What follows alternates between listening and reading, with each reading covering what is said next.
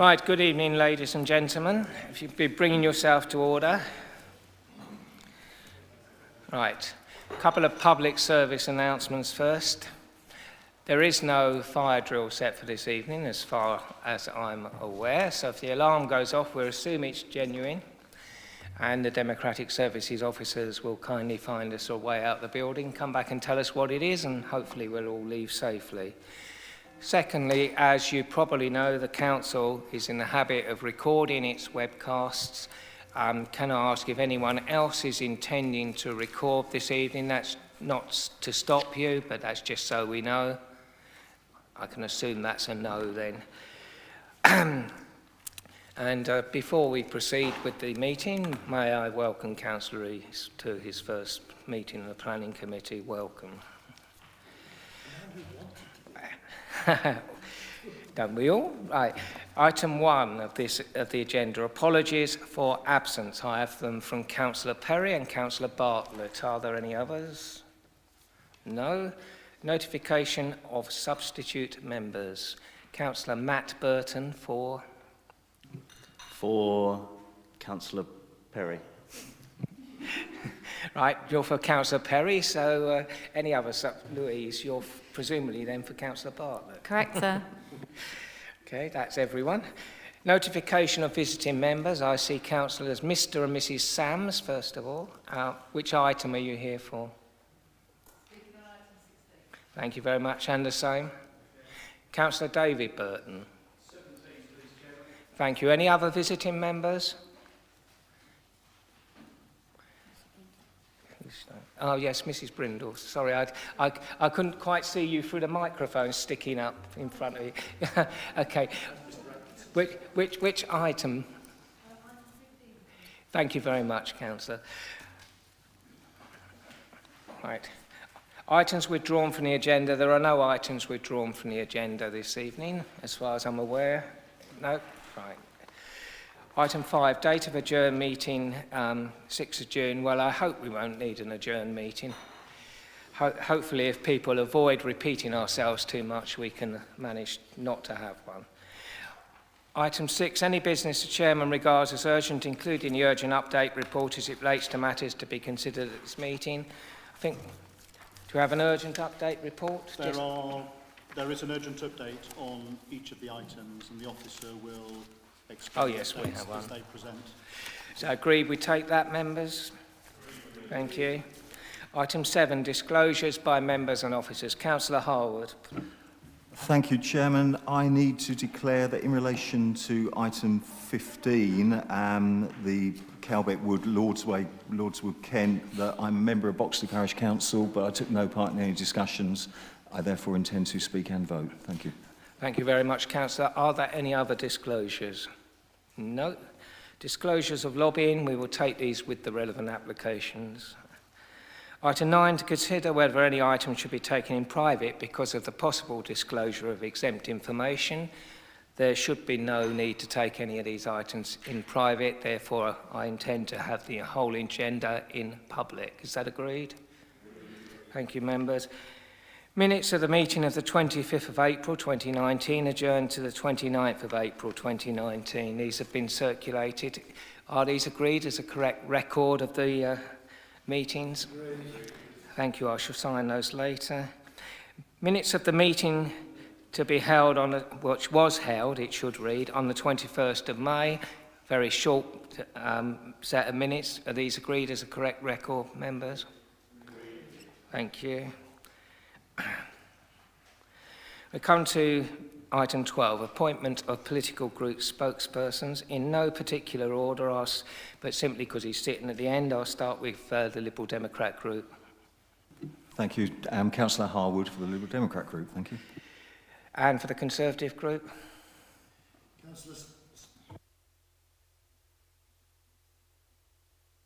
Me, so you're stuck with me. Nevertheless, Councillor Mumford, it does have to be done officially, and for the Labour group. Likewise, I'm on my own, so it's me. Thank you. Thank you, Councillor Atkinson. But just for the record, it does help members of the public if we actually give the names when we do this bit. Right. Item 13, presentation of petitions, if any. I'm not aware of any, so no. Item 14, deferred items. Is there any progress on any deferred items? Page 16 and 17.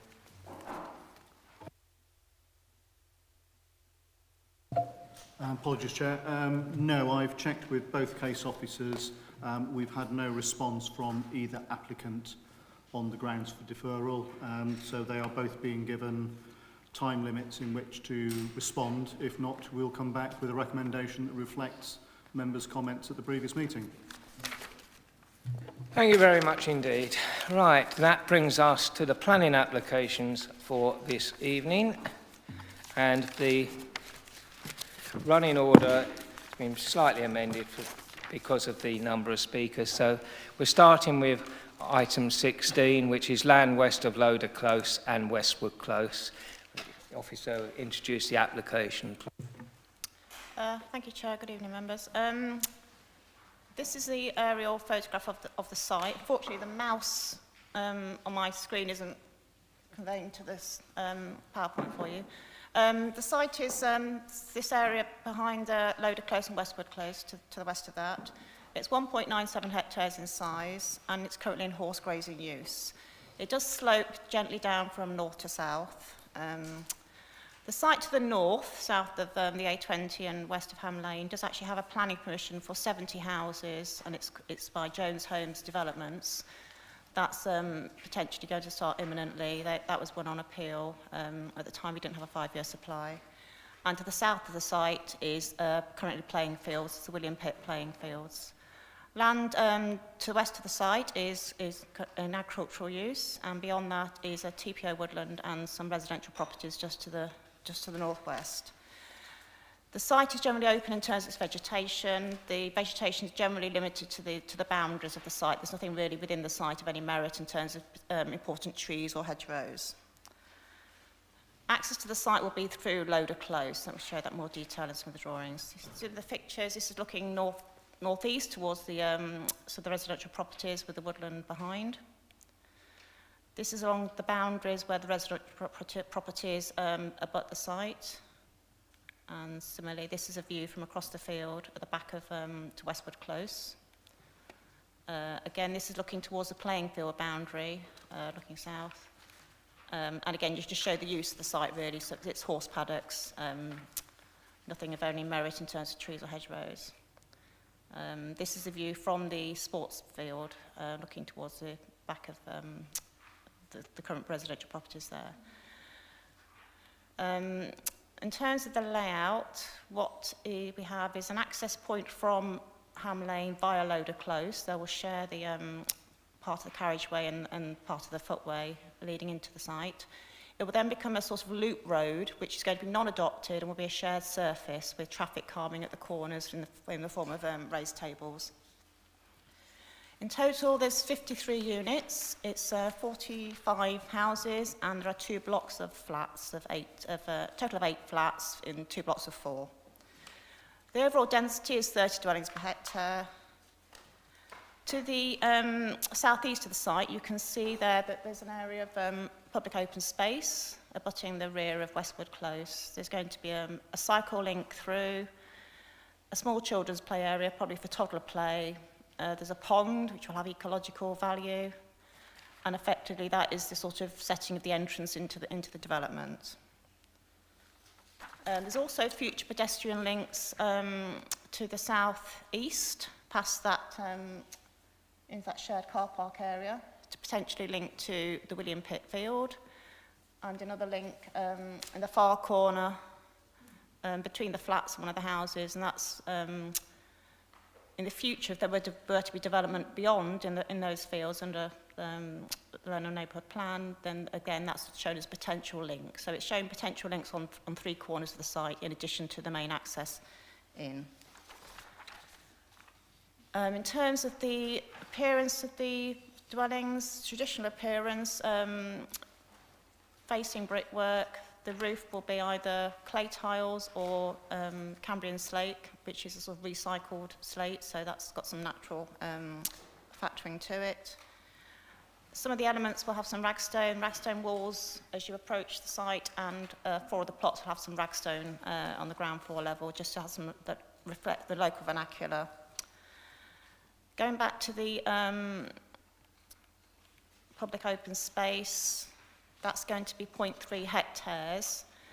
That's the limit of the open space on the site. Clearly, as you can see from the aerial, this is a site that's close to the countryside, so in terms of other types of recreational use,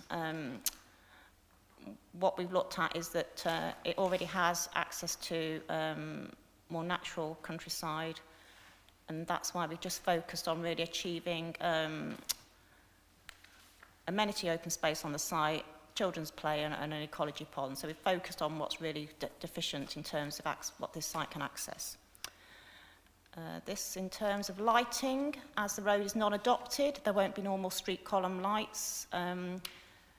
Predominantly it's going to be lights on the houses themselves in terms of bulkheads, and some bollard lighting where it's essential on some of the parking areas. There's 15 bollards in total. So in terms of a site of this scale, the lighting is very low key relative to what you would expect were the road to be adopted. Obviously, that's quite important in this locality to keep the light pollution levels down.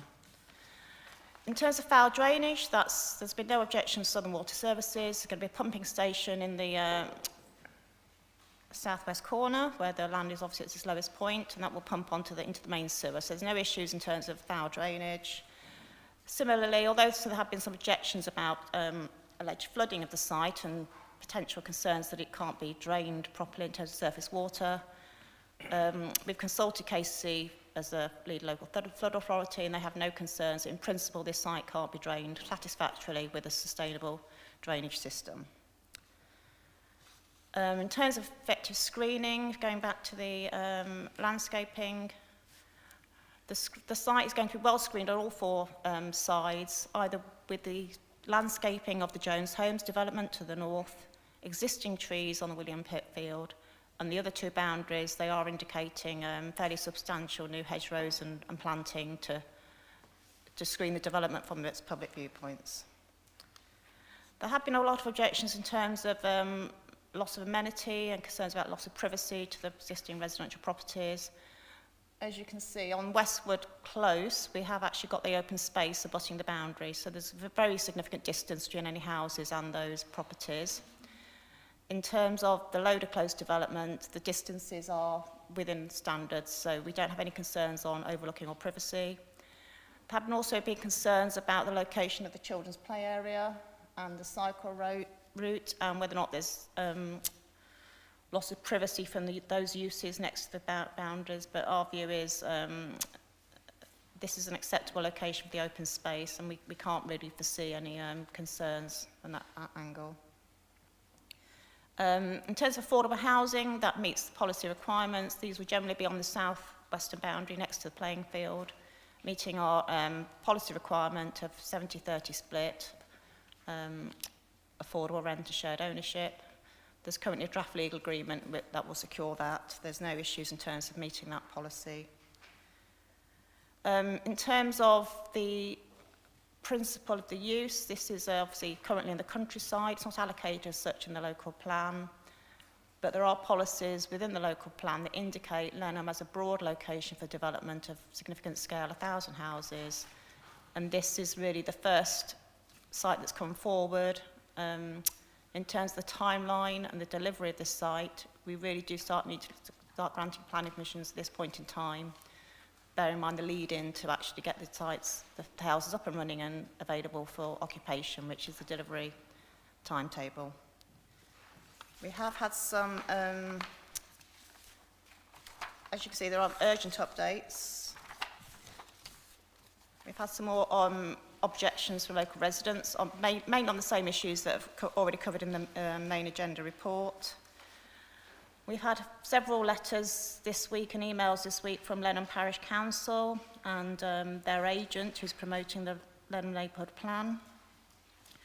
What they're seeking to do is, rather than have the sole receipts from this development go towards the local school facilities, primary school facilities, they are seeking in addition to that a Section 106 for approximately £160,000 for contribution to the local school. Our view is that this site only needs to provide affordable housing in the form of Section 106. The open spaces on site and any other infrastructure should be from the SIL receipts. So that's our stance on that point. Generally, I think that's everything I can really explain about site. Again, we recommend approval, notwithstanding the lack of the allocation. It's in a broad location for development in Lenham, and it needs to come forward at this early stage for a pragmatic approach to how this site will be delivered over the long term.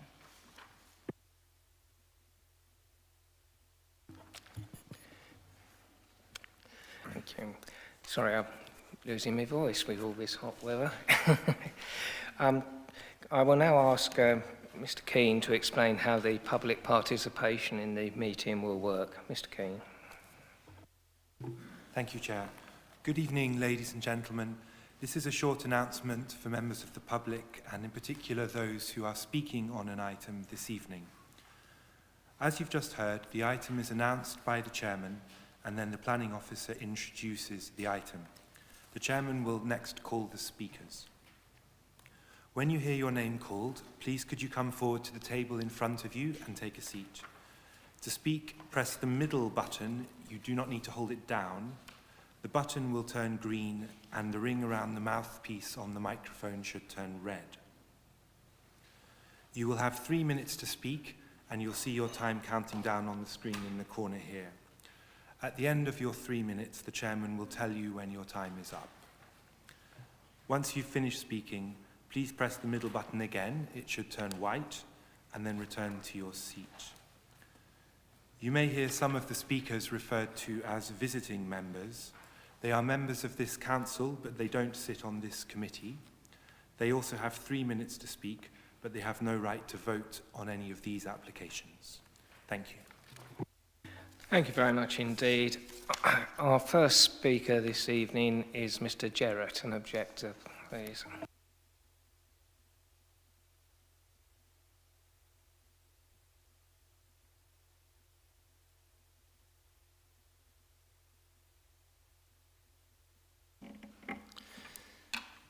Good evening, councillors. I am Michael Jarrett and I address you on behalf of the Westwood Close residents. I trust you have had time to read my letter and viewed the attached pictures showing the proximity of the proposed development to our houses, especially regarding the proposed play area. I would highlight the following points in support of our objections. If an application for a 5 by 4 metre conservatory to be built at the rear of 15 Westwood Close can be refused on grounds of valid policies, it seems logical that 53 homes would be of even greater harm to the character of the countryside and have a much greater derogatory effect on the outlook. 2 previous applications on this same site for lesser number of houses were refused by the Planning Department on policies relating to harming the character of the area and others per my letter.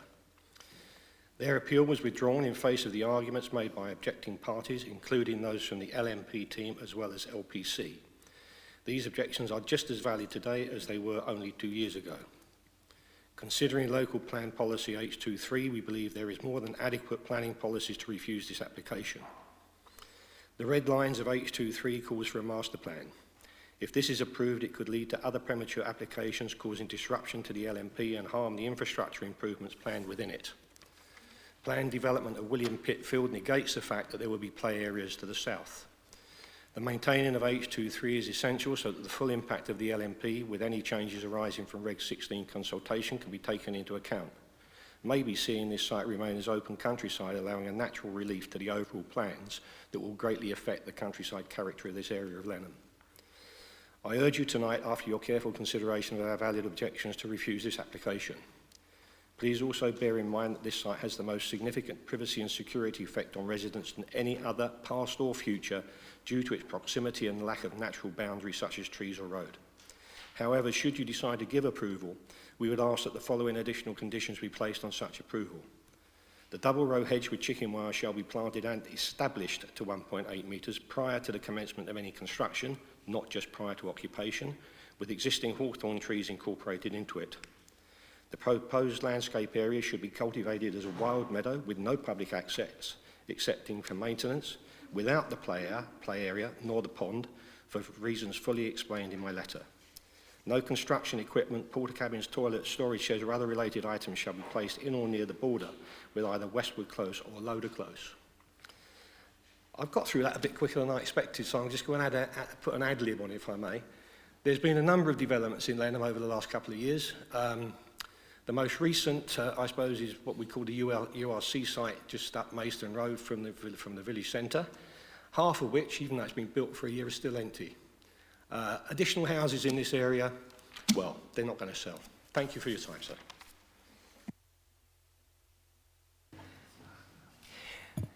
Mr. Street for the applicant, please.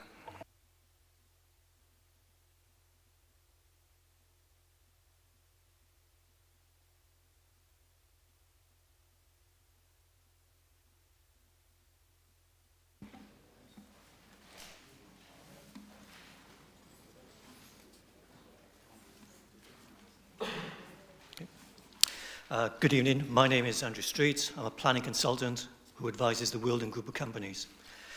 Wealden Homes is an established local house builder of over 30 years with a proven track record for building quality homes. Some members can relate to this if they visited the company's recently built site at Hollingbourne, as this was part of the council's review of new housing sites recently built in the borough. The application has been the subject of much scrutiny under a planning performance agreement, whereby the planning conclusion is a recommendation for approval and is clearly set out in the evidence presented. In planning policy terms, with regard to the national policy, the new Maidstone local plan and the draft emerging Regulation 14 Lenham neighbourhood plan, it is very clear that this application is policy compliant. This also applies to the Section 106 and SIL contributions as determined by the Planning Authority. With regards to the updated late report, the planning officer has dealt with the views of the parish council, the application submitted under the new SIL regulations, and it is important to note that the applicant is not charged twice. This is a very important point to accept, as it is stated as such in the report. In terms of the detail in the scheme is of a high quality and has been well designed, and it respects the local setting, inclusive of housing in Westwood Close, Loader Close and the AOMB to the north. The position is now changed in that the Jones Homes site, which is adjacent to the AOMB, is now under construction as groundworks have begun. Therefore, the environmental impact of this application is minimised and all the technical and planning standards are met. Further, it is designed to link into adjacent land if promoted for housing, as this is a probable outcome if the neighbourhood plan does eventually advance to allocate housing sites.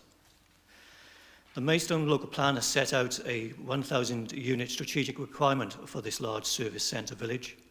This application starts a 5% delivery process in April 2021, and this makes the very first release of building land to ensure that there's an even flow of housing over the following decade.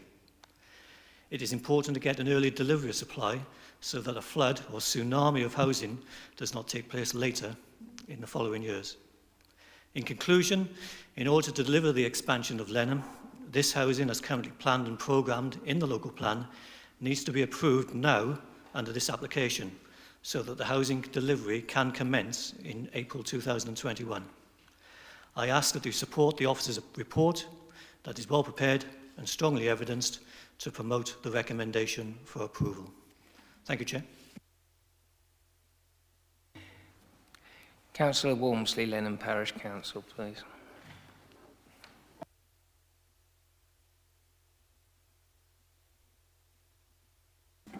Good evening, Mr. Chairman, and thank you for the opportunity of addressing the committee. I'm speaking on behalf of Lenham Parish Council as Chairman of the Parish Council Planning Committee. The plan follows in detail the Maidstone local plan and provides allocation for a further additional 1,000 houses as required by the local plan. This is our neighbourhood plan, which is now approaching Regulation 16. The Parish Council agrees that the Loader Close development is part of the local and neighbourhood plans, but is extremely disappointed that the report to the Planning Committee in relation to this application fails to make it a condition that a 106 contribution of £159,552, as requested by KCC towards primary education, is to be collected. In the committee report in front of us this evening, it is given only as a pending proposal yet to be made to the Strategic Planning and Infrastructure Committee at its next monthly meeting to ask that the Reg 123 list is accordingly amended. We are asking that approval of this development is delayed until detail of the 106 agreements are known, rather than the current recommendation that conditional planning be granted subject to the completion of a 106 agreement. This, of course, has now been amended to 53 houses do not generate a significant amount. In my life, £9,000 is a significant amount, but that's by the by. It is vital that the Borough Council ensures that all 1,000 dwellings, including the current 53 outlined in this proposal, make a proportionate Section 106 contribution towards the extension of the Lenham Primary School as required by KCC, and also appropriate contribution to open space provision. This will provide certainty that the extra primary school places will be delivered on a timely basis to meet the additional educational needs arising directly from the developments proposed. In conclusion, we are asking that this application is deferred until at least the June Planning Committee, when details of the SIL and 106 contributions will be available, and any further legal difference between KCC and MBC can be avoided to the benefit of all ratepayers.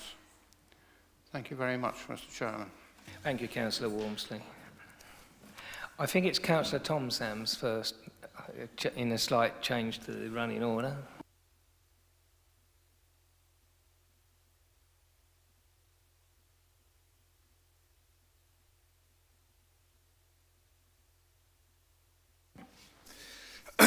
Good evening, councillors.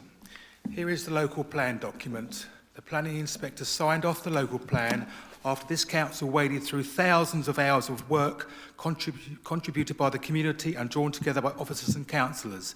Now, it states that in H2/3, housing site allocations and infrastructural requirements will be made through the Lenham Neighbourhood Plan and or a local plan review to be adopted by April 2021. It then goes on to illustrate the rationale behind this decision. Essentially, the important elements were seen to be needing for a high-quality design and layout through master planning, and to identify provision for infrastructural improvements.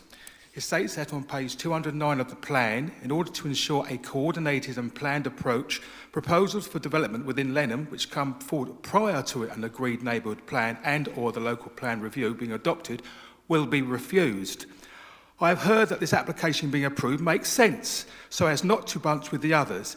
They will not occupy until 2021, but that isn't what our plan says. It's not for the developer to essentially lead this at the expense of what the inspector said. This is our expectation, and this is what our plan says. In essence, we have an agreed plan signed off by an informed and influential planning inspector, a plan agreed by this council and a plan that must be adhered to.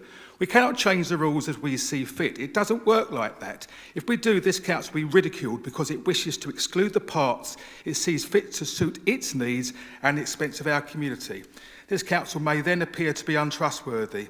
What Lenham residents do know is we recognise the hard work of the Lenham Neighbourhood Plan Group and the community have put forward this project.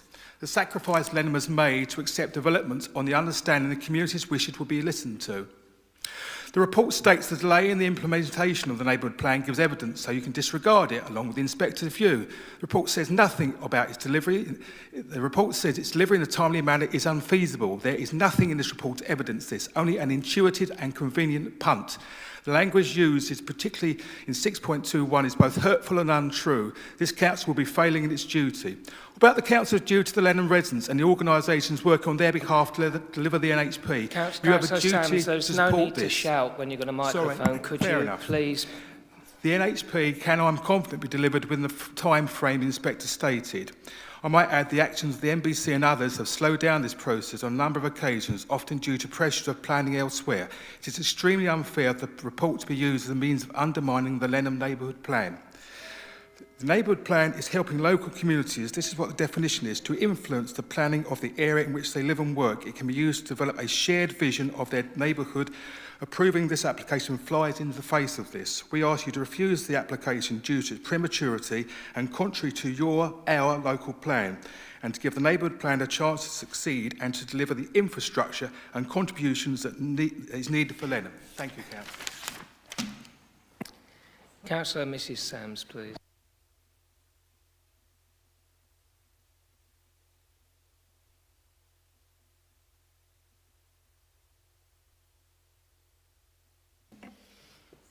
Good evening, councillors. We've all received much correspondence on this application because people are angry. They're angry on two fronts. One, that this application is coming forward now and not within the 2021-31 time frame, which is set out in the local plan.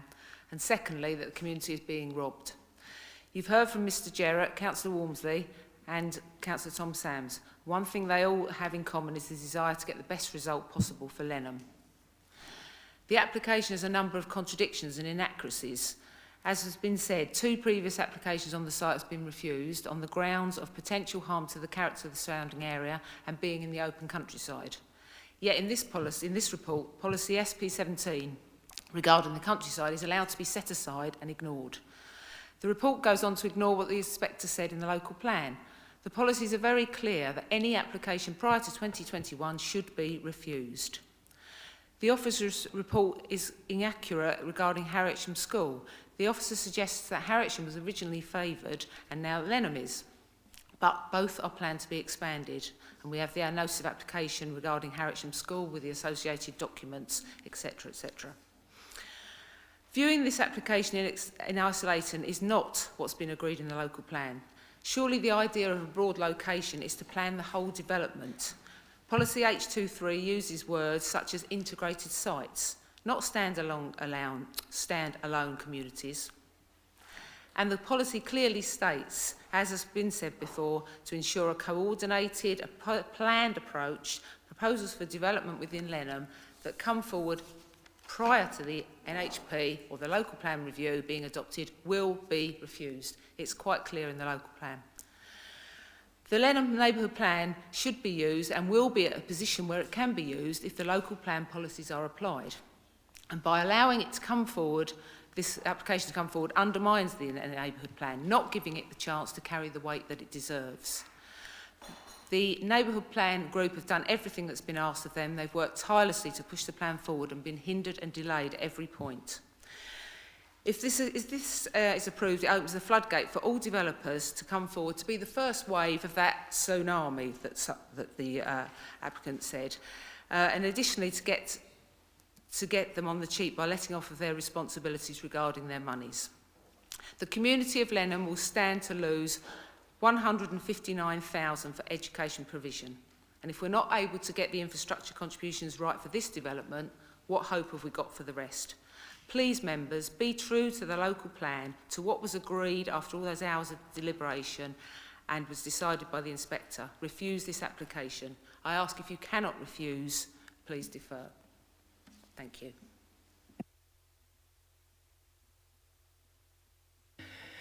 Thank you.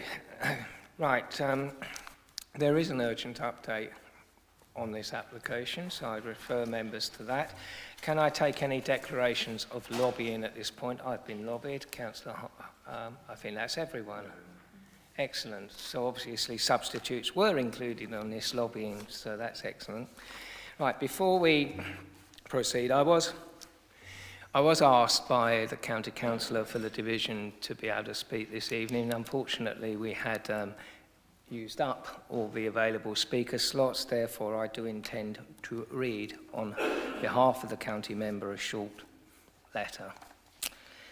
This is her words, not mine, so dear Chairman and members, thank you for giving me the opportunity to have this statement read out. This development is one of a number proposed for Lenham. Consequently, the village is set to grow significantly in the coming years. Over the last 2 years, I've worked with the Parish Council and officers from both MBC and KCC to identify how we can provide additional primary school places that will be needed. It has been determined that the expansion of Lenham Primary School will provide the right amount of new provision in the most appropriate location, and that the cost of expanding the school can be shared proportionately by all development in the village through Section 106 agreements without causing undue burden on any individual development or leave the County Council with a funding deficit. From the committee report in front of you, it is understood that a Section 106 agreement to provide funding for school expansion is not currently being considered in relation to this application, and instead the developer will pay SIL. The decision on how SIL receipts will be spent will be made by the Borough Council in future years, and there will be many different calls on that money. It is also understood that the total amount raised through SIL is not likely to be as much as through a Section 106 agreement and wouldn't cover the development's proportionate share. In two-tier areas where education and planning responsibilities are not held within the same local authority, such as in Maidstone, the government recommends that Section 106 may be the most effective mechanism for securing developer contributions for education. I believe that should be the case with this and future applications in Lenham.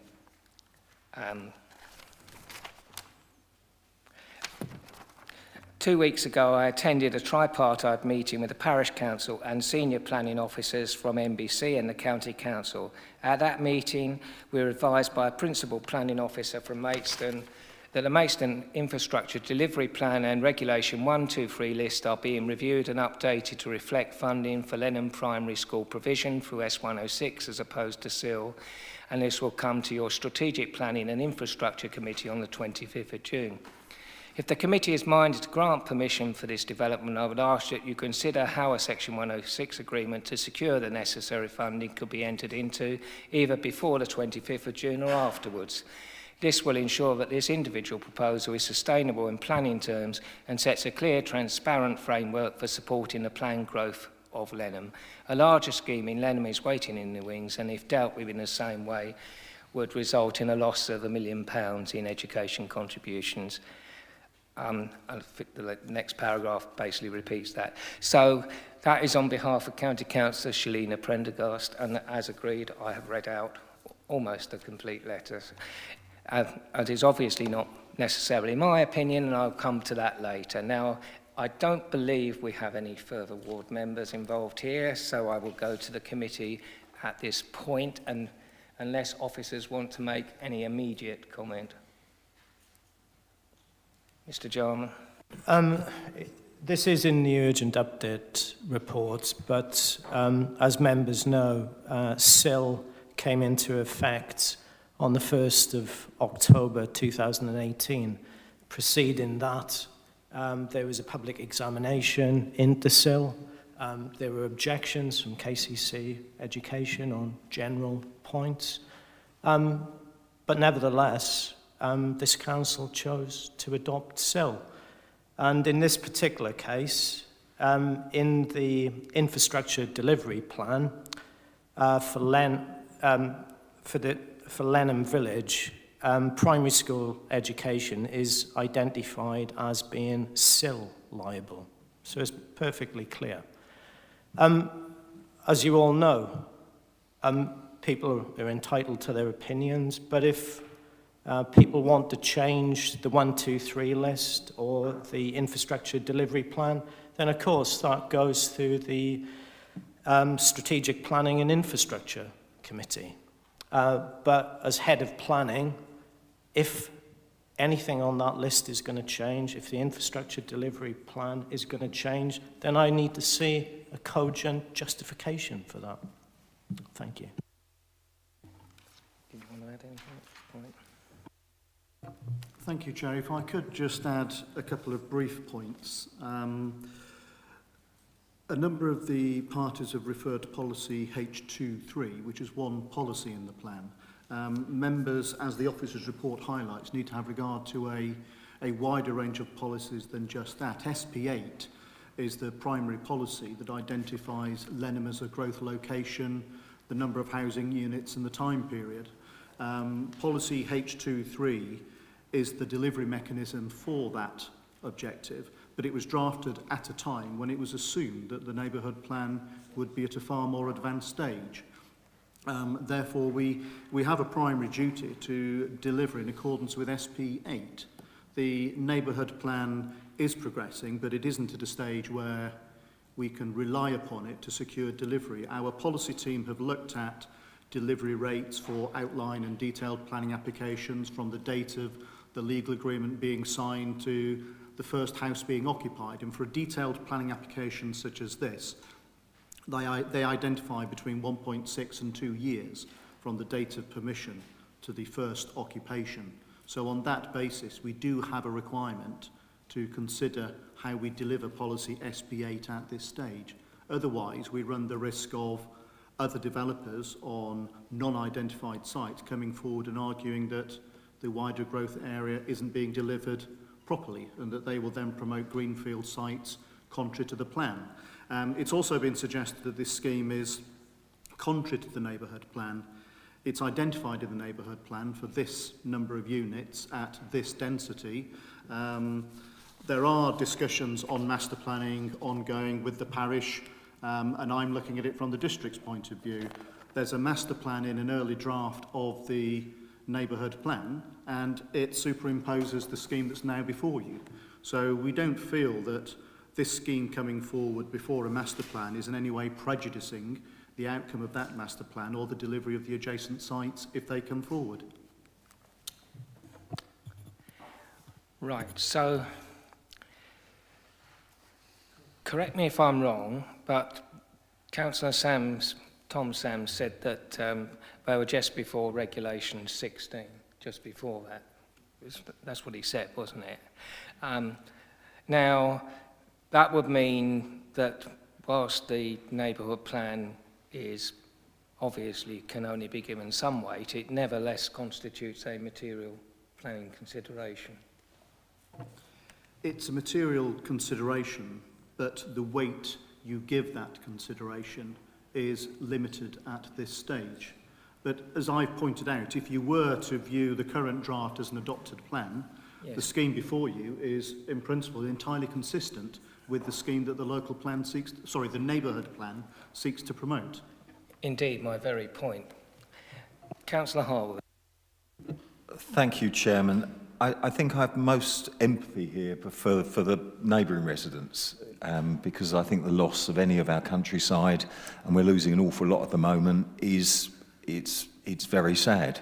But we are a regulatory committee that must determine in line with the planning framework within which we operate, and we are not able to create policy.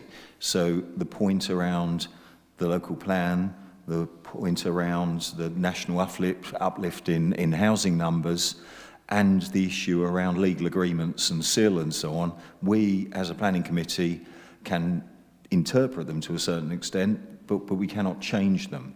And I think a lot of the parish council input and the other discussion here, it's not within our gift to do as a planning committee, as a regulatory committee. So I think that, that needs to be understood in terms of decision making.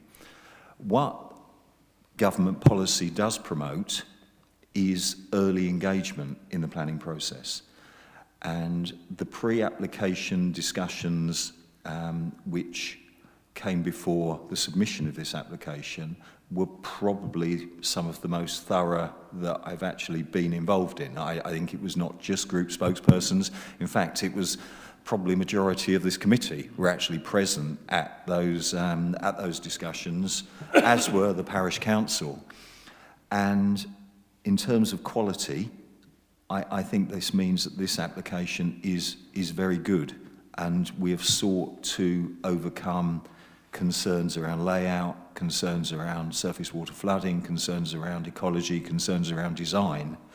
And actually, if you compare this with other developments, this is very green literally in terms of the garden size, in terms of the amount of green open space within the site, and also in terms of energy efficiency, use of renewable energy and so on. It very much is, hopefully, set a kind of template for future developments. And I only wish that many of the schemes in my patch were this good.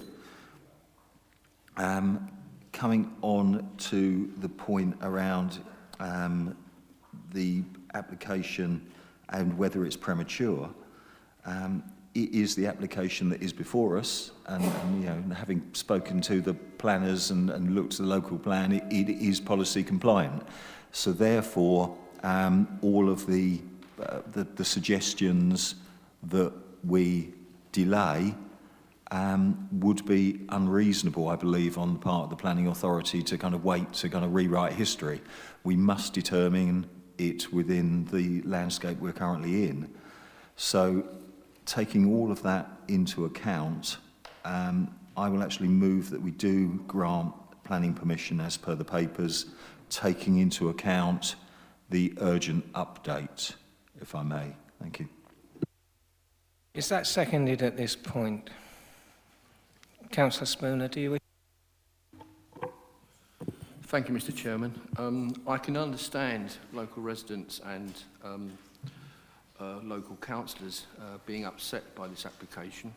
And you look at the local plan and the site is outside the settlement boundary. Full stop, it is outside the settlement boundary. But you have to look at the local plan as a whole, and we have policy SB8 and policy H23, which identify Lenham as being a strategic site to provide over 1,000 additional houses in the 2021 to 2031 period. And they are looking to the parish council to provide the neighbourhood plan to identify where those houses will go. And I think it's been very proactive and very positive of the Lenham Parish Council to progress the neighbourhood plan in the way they have. I appreciate it's a very, very early stage of its preparation, but I think the determining issues on this application is firstly the policy SB8 and policy H23 in the local plan, which identifying Lenham is to provide this extra housing, and secondly the appeal decision on the land to the north.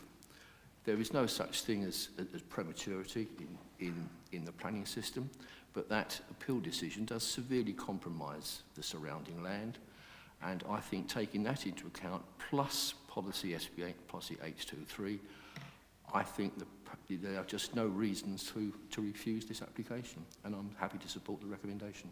Thank you, Mr. Chairman. Councillor Bryce, please. Sometimes I feel like I'm looking at different set of documents. So from my perspective, we said to Lenham, we'll give you to 20 to 21 to go away and have a think about where you want the housing, because you've got to have an awful lot of housing. And now we're coming here and saying, well, actually, we're going to take that away from you. This is what I'm, hearing. We're going to actually just bring this forward.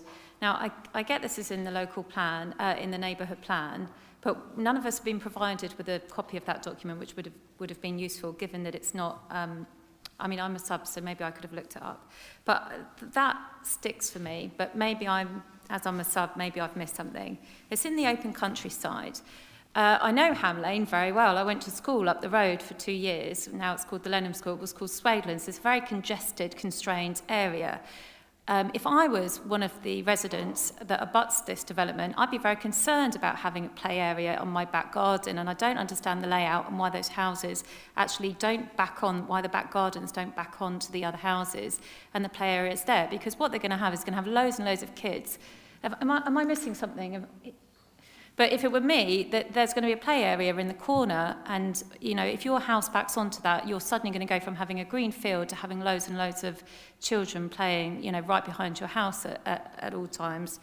There's ancient woodland nearby. It seems to be quite close. We've got 2 blocks of flats. I don't know if the planning officer could indicate on the plan where the blocks of flats are. And in terms of the Section 106 SIL discussion, it very clearly states on page 48, provision of a one-form entry expansion at either Lenham or Harwich primary schools. So we've committed very clearly that this is what we would provide for Lenham. And you know, it's not really fair on the developer or the local community. We should decide how that's going to be funded. And I don't think I can sit here tonight and make a decision. If it's got to go to strategic planning, you know, take it to strategic planning and say, yes, we can fund it through that mechanism, or, you know, come back and make another, you know, arrangement. But we've said we'd do it, so we need to do it. But as I say, I'm subbing tonight. Maybe I've missed something. Right, a couple of things about the problem is, if we were, well, various problems. If we were to defer, we wouldn't be deferring to the June meeting of the Planning Committee. It would have to be the July meeting of the Planning Committee because, as you probably know, the original date for SPI was next Tuesday, on the Tuesday after, on the 11th, and it is now the 25th. So the request to defer to the June Planning Committee meeting would not work because that would be before the SPI meeting. So we're actually looking at quite a lengthy deferral. So that would be one issue. There's leaving aside questions of appeals for non-determination, but I actually think we need to actually think what is our correct stance as a planning committee under the current policy, not an assumption as to what the policy would be. And I think we do need to spend some time considering this because because this was the principal issue raised by the parish council, who actually did say that, rightly or wrongly, that they felt this was generally in conformity with the policy, but that the substantial issue for them was, and I can see why this would be, the question of funding for the school and the mechanism. Now, my view is we have to determine whatever it is we determine, we have to determine it in light of the policy that prevails. If we leave it to some indefinite date in the future when we don't know what that committee is going to determine, well, that's not a correct process. Final point, as I say, the parish council did observe this was in conformity with policy. I have looked at many times at the emerging Lenham neighbourhood plan. I actually think that because of where it is, it isn't an adopted plan, it hasn't gone to referendum or anything, but nevertheless, it is material that this site is a site that they are looking at as an allocation for this number of housing. And I do think that is a factor that is relevant to the consideration. And any inspector looking at this would take that into account, I think. No, I know they would. So, but the main issue I think we need to determine is what we do about this contribution. And I'm going to take Councillor Mumford, then I'll come back to you, because I've delayed Councillor Mumford quite a long time.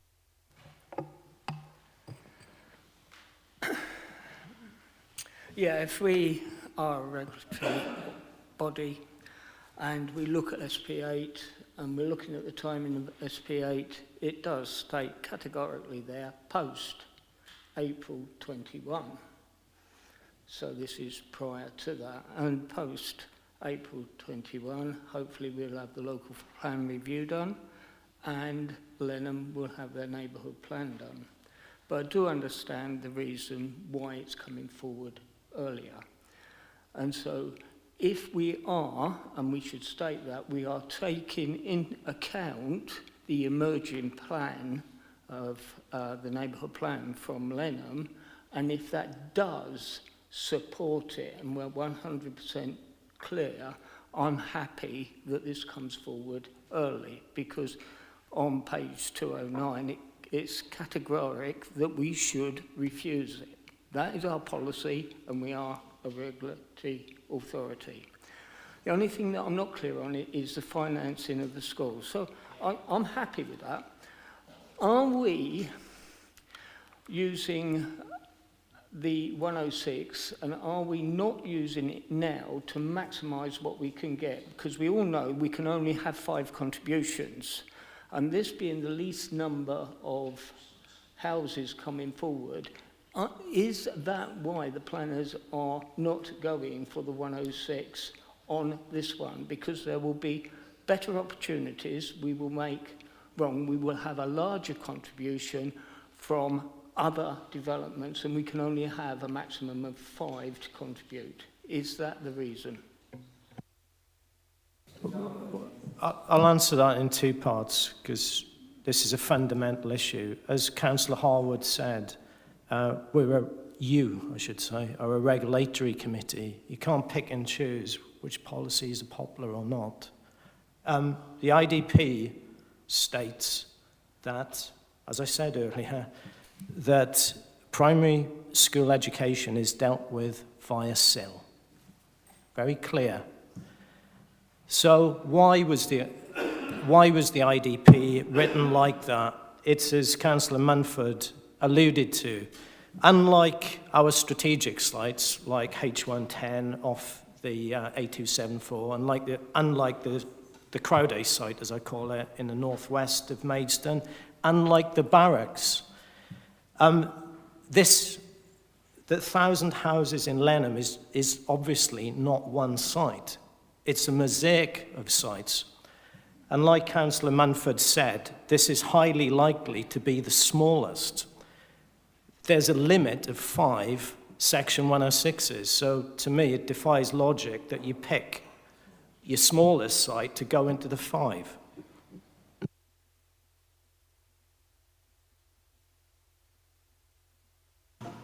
If I could just follow on to that. I mean, members risk being given the impression that this application is trying to, let's say, dodge its responsibility to fund education.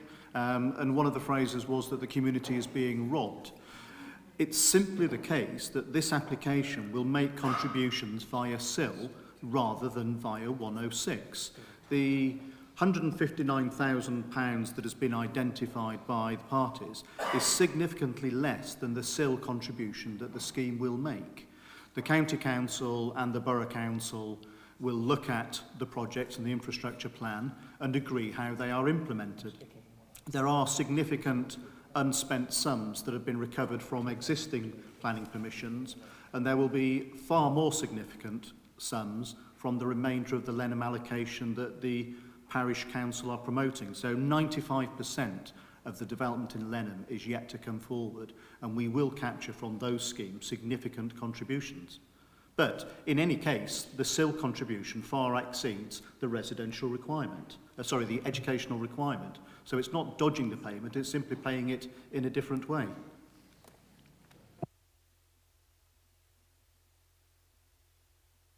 Anyone else wishing to speak for the first time? I'll come back to you, Councillor Harwood, after Councillor Burton, because he hasn't spoken yet. Thank you, Chairman.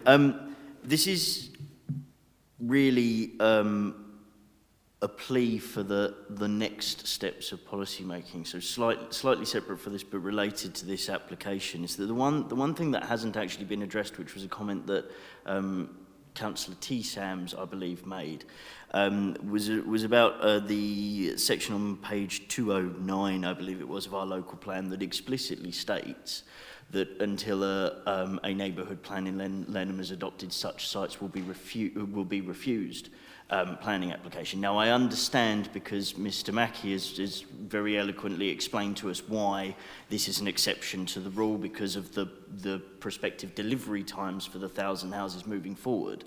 But I think for anybody without the planning guidance that we benefit from sat around this table, you can certainly understand why people feel at the very least a bit irked by the fact that we're going to approve this here prior to the adoption of such a local plan, and potentially approve this.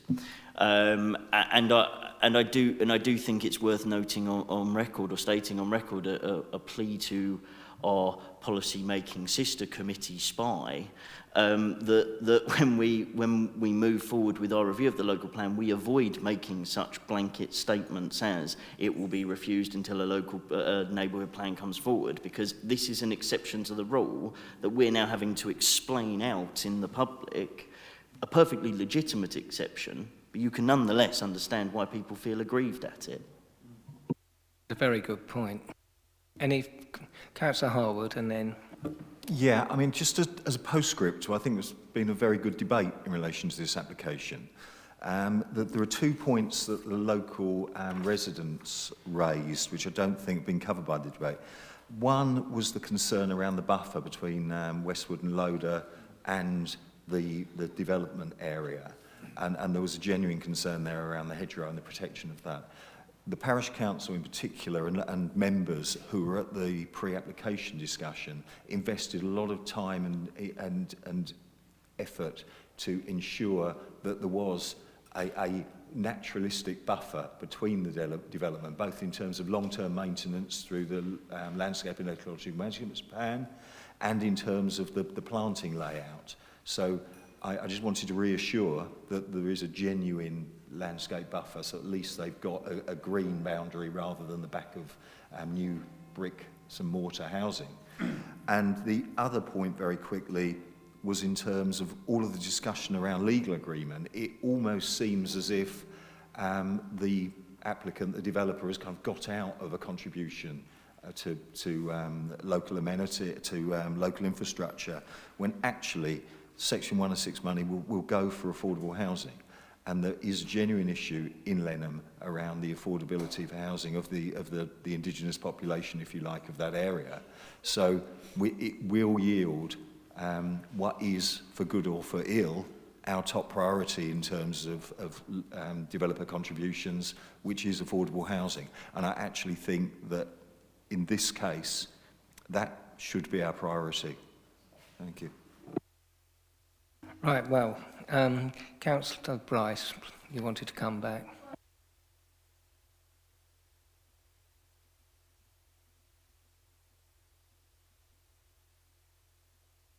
Sorry, you can tell I don't do this week in, week out. Spot the rusty amateur.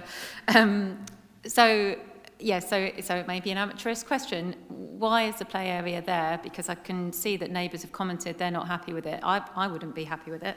And then the other question I had, because we've had this in my ward, about unadopted roads and unadopted lighting. And the problem is it's fine for kind of 25 years or so.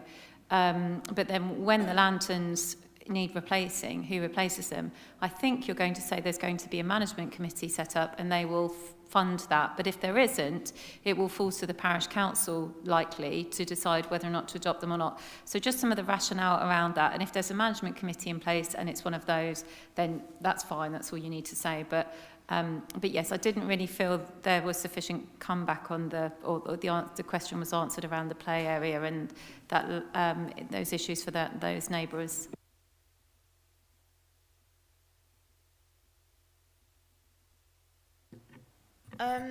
Yes, the location of the general open space is actually reflecting the Lenham neighbourhood plan, where they wanted a 15-metre buffer behind Westwood Close. So that's dictated where the open space goes.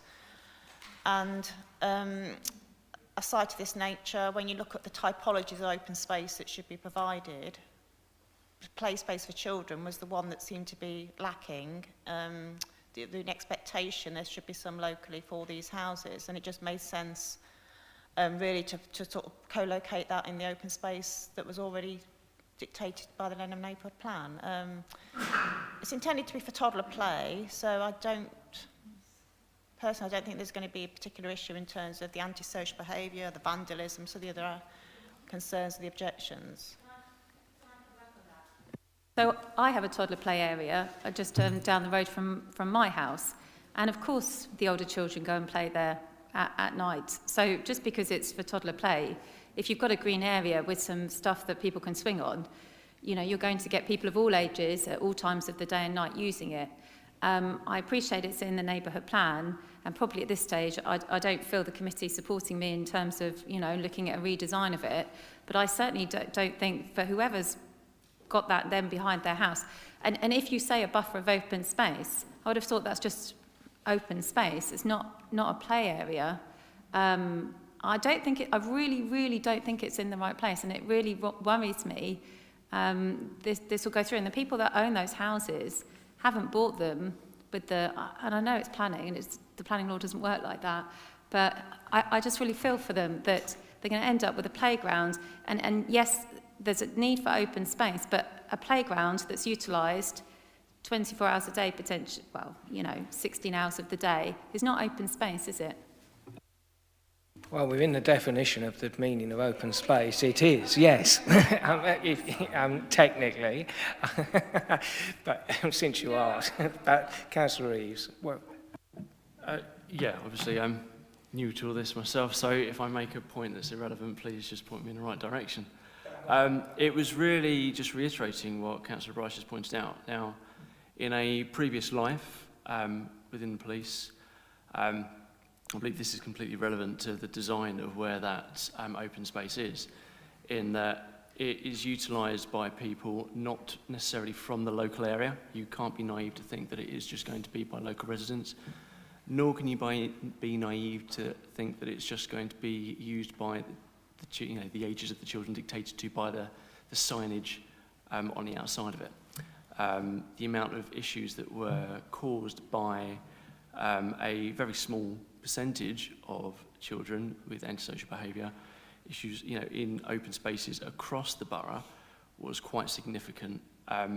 My issue with that is that if you needed that buffer of a certain distance, then I think a redesign should be considered, given that there's plenty more options of where that play area could be, without it being backed on to the rear gardens of someone who's used to a nice, peaceful backyard where they've enjoyed their peaceful time.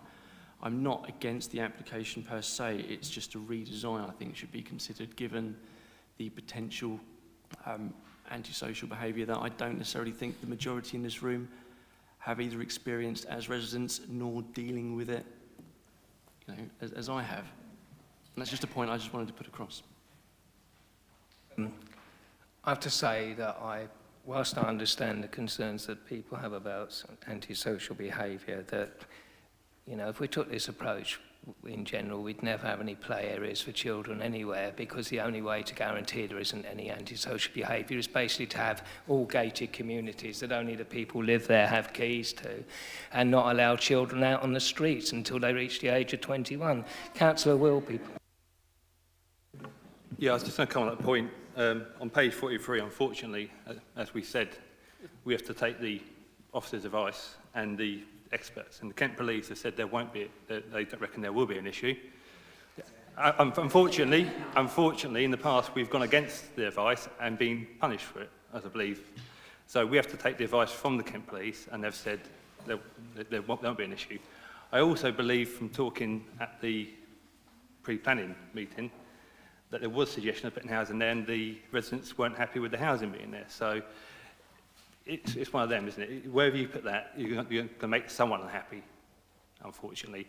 And unfortunately, the Kent Police have said there's not going to be an issue with the antisocial behaviour because of the planting. That's the advice we have to take.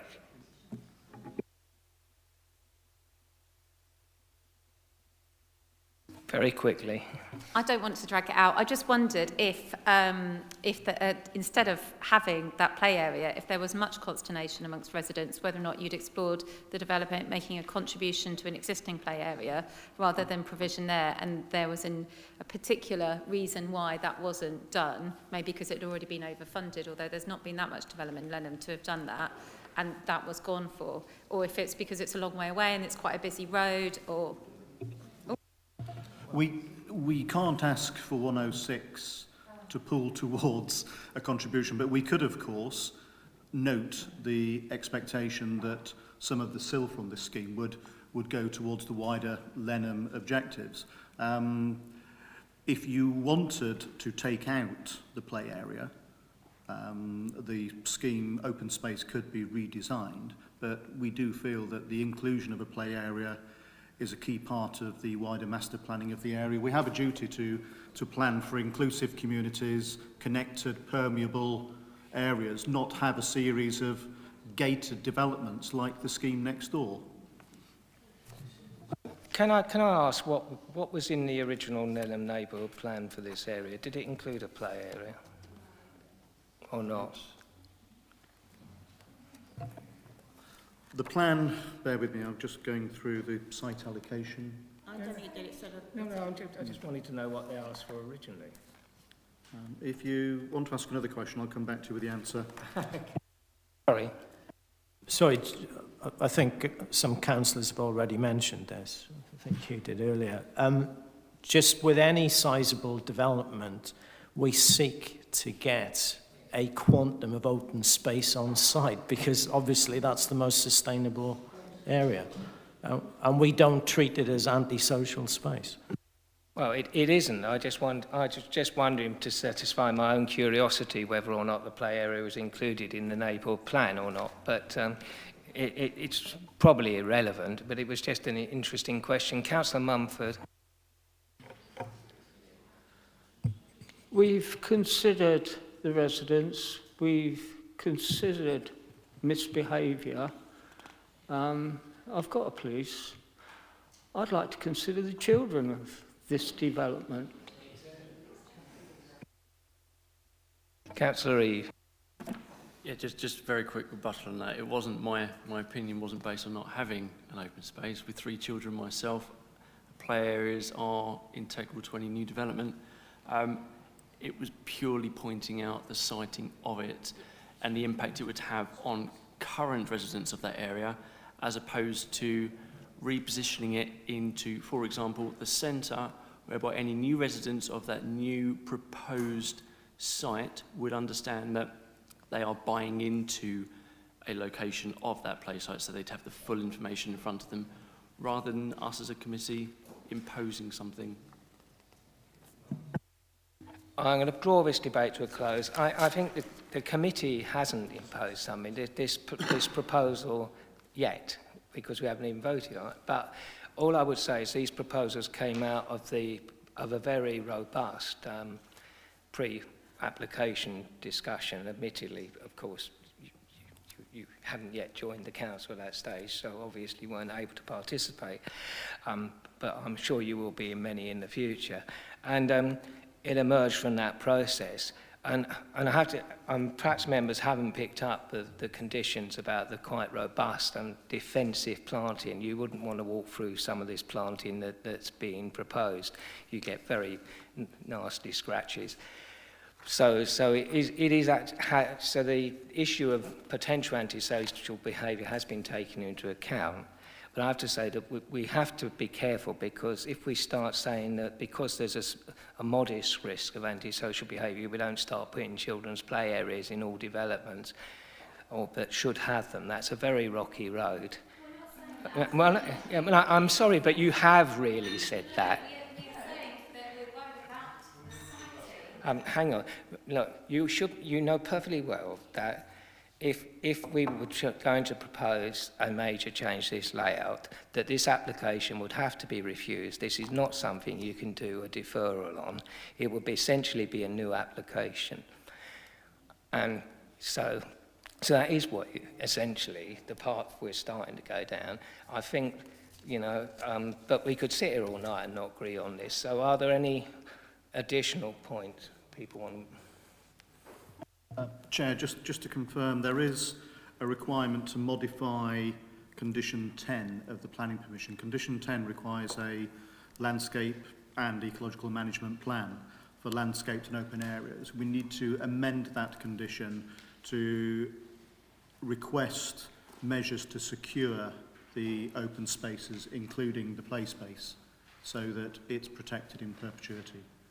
So with your agreement, we would simply amend that. I did forget, Councillor Bryce did ask a question about, you did ask a question about the street lighting, which hasn't been answered. Yes, again, we tend not to request site-wide management schemes and leave that to the future management association. We could, again, as part of the landscape management plan, because the lighting is part of the hard and soft landscaping, request a scheme that demonstrates how that will be maintained and protected in the long term. Then at least we would have an enforcement mechanism if that didn't take place. I think my question was a bit simpler than that. I think that's a great suggestion, but I just wondered if they were planning to hand over, because it's a non-adopted, to a management association, and that's why it's not adopted, because it's going to be funded and maintained by a management company.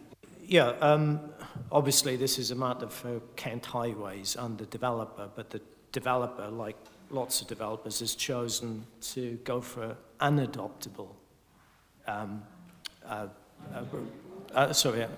unadopted, but it's obviously got to comply with the same design standards as if it was adopted. But yeah, the conventional way of maintaining it is that new residents pay a certain amount per annum for the upkeep of the lighting and the carriageway and pavements.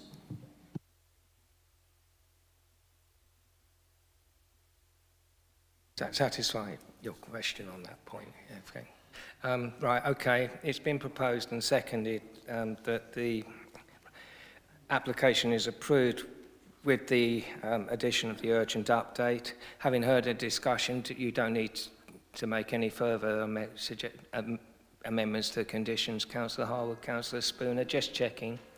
Just checking. Sorry? Austin proposed an amendment to condition 10, did you not? Yes, condition 10 to include an emphasis on how the open space will be protected in perpetuity. Okay, fine. Is everyone clear on that now? Right, those in favour of the application with the urgent update and the changed condition 10, please indicate.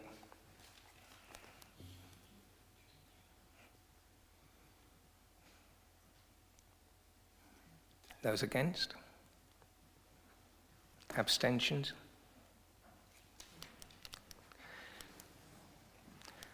Right, we now proceed to application 15, item 15, sorry, page 18, Land East of Gleaming Wood Drive.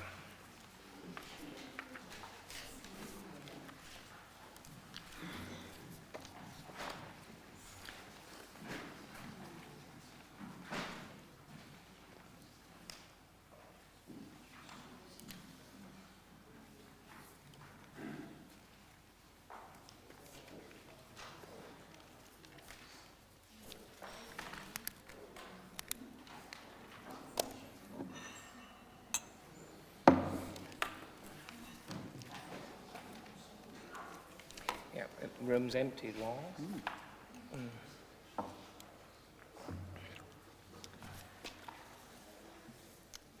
Some members will be familiar with the site. It came to Planning Committee end of last year for a scheme of 115 dwellings. This is the reserve matters application for a 2015 outline Planning Commission allowed on appeal.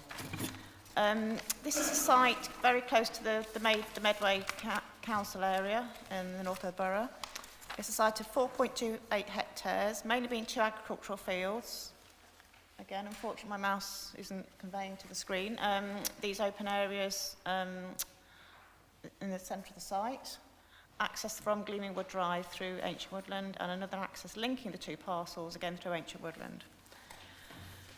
Emergency access down to Westfield Soul Lane, which is, runs to the south east of the site. Around the site is Ancient Woodland, and that's actually owned by the applicant, a total of 7 hectares. Again, this site was allowed on appeal in 2015. It was accepted that the new access road would come through the Ancient Woodland and link through the 2 fields. The housing units are within the actual open areas, though, the grassed paddock areas, and the landscape buffer will be separate from the Ancient Woodlands. So the Ancient Woodland impact is limited to the access points, the access roads. There is now a tree preservation order confirmed on the Ancient Woodland and any key important trees within the site. Going back to the outline permission on appeal, that did actually come with a unilateral undertaking. So in terms of provision of infrastructure relative to the number of units, that's already been secured. The unilateral undertaking will bite on this scheme. That will give money towards Medway Council in terms of primary and secondary education, some health facilities, some sports facilities at Lordswood, employment training, and contribution to community centre. So in terms of its contribution to the local community and infrastructure, they're already met and secured. In addition to that, in terms of this Borough Council, affordable housing to meet our standards and our policy requirements is also proposed. So in terms of infrastructure, that's already been covered, it's already been banked in the unilateral undertaking. This scheme only focuses on the reserve matters of the actual buildings within the outline permission. In addition, the unilateral undertaking secures a woodland management plan, so that will those details will also come in subsequently, and also a biomass energy delivery plan with a 30-year maintenance schedule is also to be subsequently submitted. So what I just want to highlight to the committee is we're just focusing on the reserve matters of the buildings. There are lots of other issues regarding the site that will be looked at subsequently. Just to detail how this is the Gleamingwood Drive access point, the bus stops, edge of the woodland. These are the views across the open areas, with the woodland obviously in the background. Some of the more non-native species, such as the conifers, alien species, will be removed, and this is some photographs of the ancient woodlands and the really important trees within it. This is focusing on the access point linking through the ancient woodland and how it's been designed.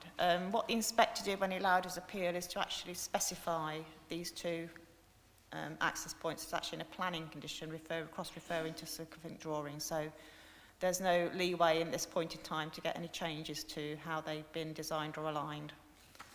This is the main road in. This is the appeal illustrative site layout, which is cross-referred to in the decision, but obviously we're looking again afresh at how the site can be laid out to our current requirements. This is the biomass boiler, which is going to be in the north eastern corner of the site, just a small gable-ended structure with the half as the woodlands, the fuel store, and half as the actual biomass. It's quite low-key in terms of its scale. This is the illustrative master plan, and what we have is perimeter development where all the houses face outwards onto the either edge of the site or to the ancient woodland with roads around. So it basically gives us a distance between the edge of the ancient woodland and the houses. There's generally roads adding to that buffer area. This is just a detailed plan of a play area in the centre of the site and how it's going to be laid out, and the equipment is all detailed. And that, again, this is a probably more clearer version of how the scheme will be laid out, and there's quite a good separation around here to the ancient woodland and open space. Is in fairly key points of the site and gives a nice attractive entrance to the site as you approach. In terms of the design, these are similar to the designs that some members would have seen when they looked at the scheme end of last year. So quite a contemporary look with some asymmetrical roof forms, some 2.5-storey buildings. Most of the site is comprised of units like this, which are sort of semi-detached properties with sort of asymmetrical roofs. And again, some of the units are terraces, but they generally reflect this sort of this design approaching. The materials generally large cladding and not specified yet on the roof materials, but they would generally be of a grey tone to sort of be quite naturalistic in this setting. In terms of the key elements, there's going to be the open space area I've mentioned, a biomass boiler is still proposed in the corner of the site. There'll be a foul water, have a pumping station. No issues in terms of the logistics of that or the fact that it'll be effective in its function. The landscaping, ecological management and enhancement areas, there'll be trees, green corridors and perimeter thicket as indicated here. Surface water will be to infiltration to ground with cellular storage tanks, so all the surface water can be dealt with on site satisfactorily. In terms of some of the representations from the agenda papers, members will note that the Community Woodland Trust have made strong representations in regard to the ancient woodland. Members will recall that the protection given to ancient woodland has changed in the current MPPF, the 2019 version. The bar in terms of how you can deal with applications that affect ancient woodland has risen markedly. But what we've had legal advice on is this is reserved matters application. The MPPF paragraph does not apply to this type of application.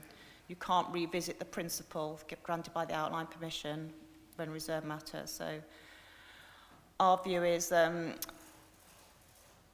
reasons in terms of the damage to the ancient woodland that were used for refusing the 115 scheme, which was a full application with current MPPF, can't be reapplied to this scheme. The outline permission that affected the ancient woodland sets the principle there, and we can't really revisit that.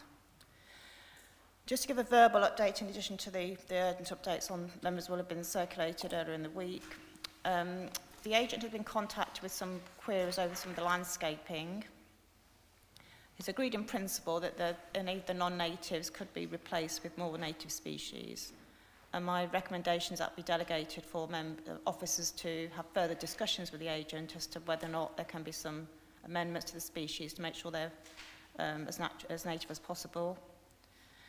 Similarly, it's really important in terms of the buffers to the ancient woodland that you do create those good separation. You minimise their use for sort of recreational purposes. So, similarly, I think officers should be given the opportunity to go back to the applicant and secure a commitment that when they come in with their biodiversity plan and the woodland management plan, that the actual buffer is an effective buffer and does actually minimise activity and pedestrian and cycle use within the area. So it does protect the ancient woodland as far as it can. So the recommendation is to permit, with those caveats that we do want to talk to the agent in some detail about landscaping species and how that buffer is most effective in terms of protecting the ancient woodland. But the recommendation is for approval. Thank you. There is an urgent update as referred to, and so I have a look at that while I call on Councillor Mrs Brindle on behalf of Boxley Parish Council.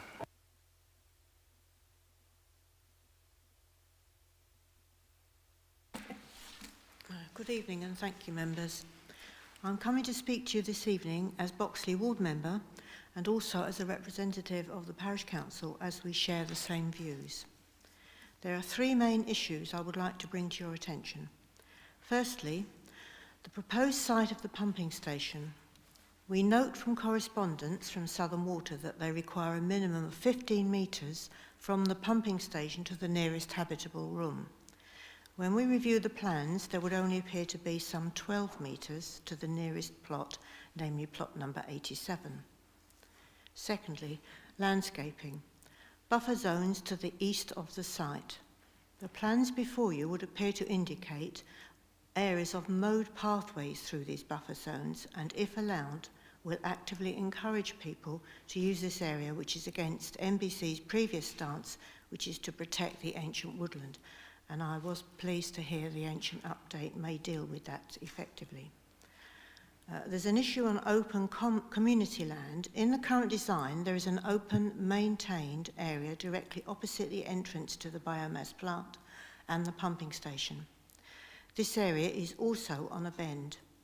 We have grave concerns for the safety of children who will naturally play on this area. Lastly, the emergency access on Westfield Soul Road. This is a very narrow road with neither footpaths nor street lighting. The current plan shows the installation of bollards at this access point. Using bollards at this entrance will encourage pedestrians, motorcyclists and bicycle riders onto this very busy road. We note that KCC Highways would like to see a suitable gate installation at this entrance. May we please request, if you approve this application, that this be made a firm condition. In closing, may I ask you please to review the issues we have brought before you, but I would also like to make the following plea. This application, in its various forms, has been before the Planning Committee for some 6 years. During this time, the applicant has sought to tweak the density, design and content of the development. The current application, which as we know was granted on appeal, is for approximately 89 dwellings. May we request that the wording be amended to read a maximum of 89 dwellings to ensure that approval for any additional dwellings is not sought in the future. Like you, our residents would like to see some end date to the continual revisiting of this proposed development. Thank you. Thank you, Councillor Mrs Brindle. Mr Warner for the applicant, please.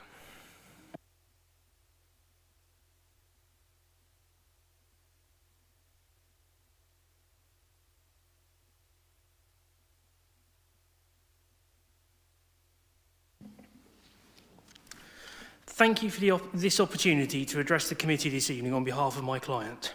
Many of you will recall my client's last proposal was considered by this committee in September for a scheme of 115 dwellings that was refused. My clients have gone away and listened to the advice that this committee gave and have therefore pursued the Reserve Matters application to implement the outline approval granted on appeal.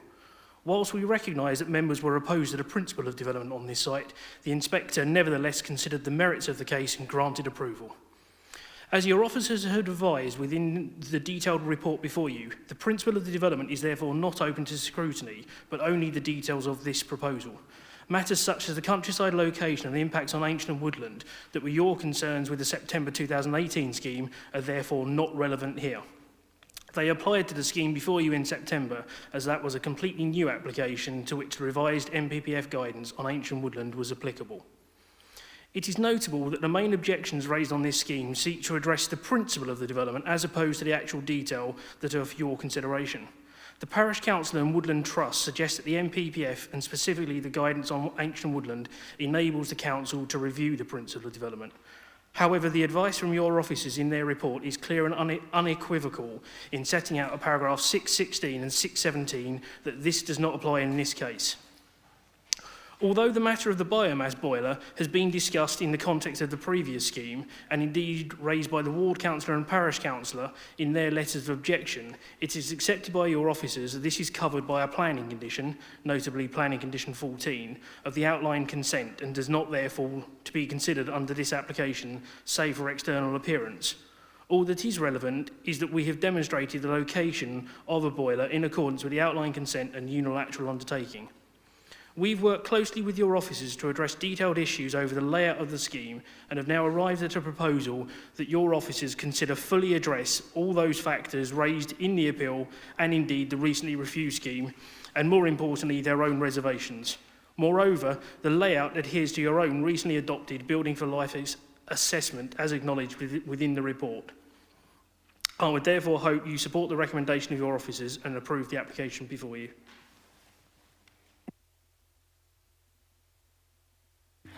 Thank you, Mr Warner. Can I take any declarations of lobbying?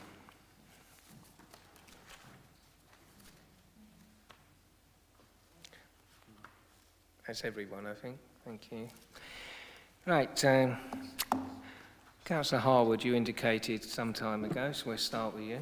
Yeah, thank you, Chairman. As a Reserve Matters application, our room for manoeuvre on this is fairly limited because I think, as the applicant stated, there are still some, I think, differences of opinion in terms of the real meat of this application, of this development proposal. However, just wanted to emphasise the point around the importance of the landscape buffer with the ancient woodland. A landscape buffer with the ancient woodland is only to protect the woodland. It's not to provide a nice view for the locals. It's not to provide an amenity space. It is solely to protect the woodland. We have, as a committee, stuck to the principle that we do not allow paths, we don't allow allotments, we don't allow play areas, we don't put anything into the 15-metre buffer. If there is a desire to have a mown path, it needs to be on the inward edge of the 15-metre buffer area. And I hear what the case officer states, but I think we need to be quite clear that the committee take a very kind of dim view of any encroachment into an ancient woodland buffer, because it is a discrete and distinct utility. I do have some issues in terms of the potential issues around fragmentation of the access road that's coming in. However, understand that the appeal inspector was determined that this area was. I actually think that if you were to lose ancient woodland, you should have pushed the road as far to the south as possible and therefore avoid fragmentation by essentially taking the edge off of Cowbeck Wood rather than fragmenting it, because I'm a bit concerned that you'll now end up with a sink that as wildlife tries to move through the woodland, they will just frankly get run over and fall down drain gully pots and things, and it will gradually denude the wood. Probably not half as much as all the cats from the development and the disturbance and the pesticide and everything else which will come along with the people, as well as the light pollution and so on, but that was the inspector's choice, and we've got to live with it. I think in the longer term we do need to have some discussions around the biomass element, because I am genuinely concerned around its long-term sustainability, and I know that there is a lot of people who don't agree with the appeal inspector that biomass is a good thing, because essentially many years of tree growth goes up the chimney very, very quickly, and therefore we should be looking at solar PV or some other form of renewable energy. And actually chestnut coppice, there is still a really good market out there for timber, and especially for fence posts. And I don't think burning it is necessarily economically viable as well as environmentally sustainable. That said, I think we've gone as far as we can go, and with that really kind of strength and determination to ensure that the buffers are appropriate and to ensure that the landscaping is native, because it's a clearing in a wood. I don't think there's anything that we can do but grant approval as per the papers and the urgent update, so I will therefore move. Thank you. Councillor Wilby, I think you were first. I'm assuming you're seconding. Yeah, that's correct, Chairman. I reserve my right to speak. Councillor Round, I think you actually...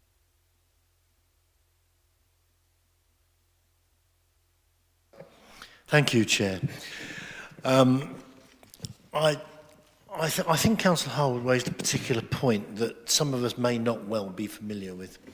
I mean, I've done a bit of work myself in this, looking at biomass, but I wonder whether an officer could actually give us a fuller explanation as to what it is, what it involves, and how we go about it. Just before the officer does, I have to say I have some scepticism about whether we should be continuing to include this, but there may be a path forward on that at some point in trying to resolve that. Firstly, I'm not a biomass engineer or an expert, but biomass is one way of effectively generating heat and steam, and then using that within the development. The issue with this site is there is an obligation through the outline planning permission to deliver the biomass boiler. So the applicant isn't able at this stage to come forward with an alternative. So the option is for members to approve the scheme before them if they are happy to do so, but encourage the applicant to come back with a subsequent variation for an alternative form of renewable energy. But that would be best. We are, both our hands are tied by the inspector's obligations at the outline stage. It isn't a permission that allows a biomass boiler or an alternative. It requires them to deliver that as part of these reserved matters. But upon granting, if that's what you wish to do, we could then take an instruction to review an alternative. So therefore we could potentially approve this subject to some with the delegated powers of Mr. Jarman coming back to us on this matter then. Formative that we wish them to seek an application for a Section 73 notice or something like that, rather than actually a condition, because what essentially we're doing is giving them advice.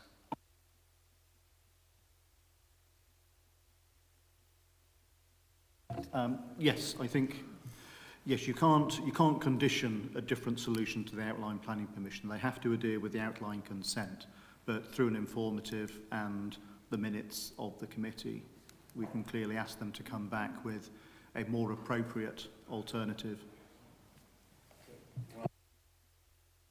I'd like to ask for that.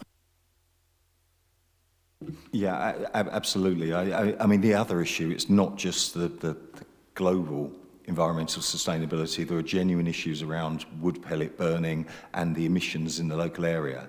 And I think if we go for a genuinely clean energy source like some solar PV on parts of this development, it will achieve that reduced global carbon footprint, but in a more viable and sustainable way for the applicant and for the local community.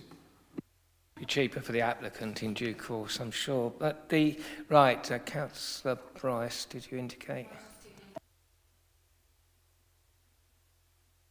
I'm not an expert either. What was my question about? Okay.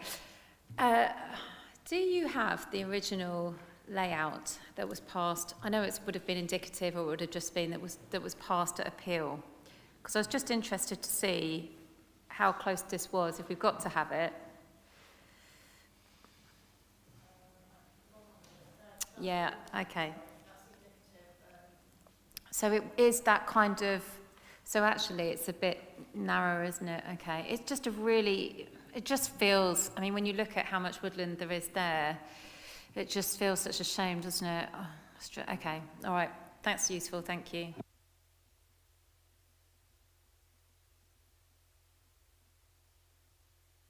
Can I just ask you one point, because I think we've addressed almost all the points that were raised by the parish council, apart from the last one. Can we clarify, because neither I nor the legal office were actually quite clear when we actually looked at it, what amount of houses we're actually talking about. So can we actually make it clear what this reserved matters application does in terms of the number? The outline planning permission is for the principle of residential development. It didn't specifically impose a cap. There were illustrative drawings at the outline appeal, which the inspector gave significant weight to, and they showed approximately 89 units. So that's why the outline consent is entitled that. This reserve matters application is for 89. So it effectively consolidates the slight uncertainty in the outline decision. We can't stop them ever coming back with further applications, but again, you will be giving them a clear message through tonight's assessment, I suspect.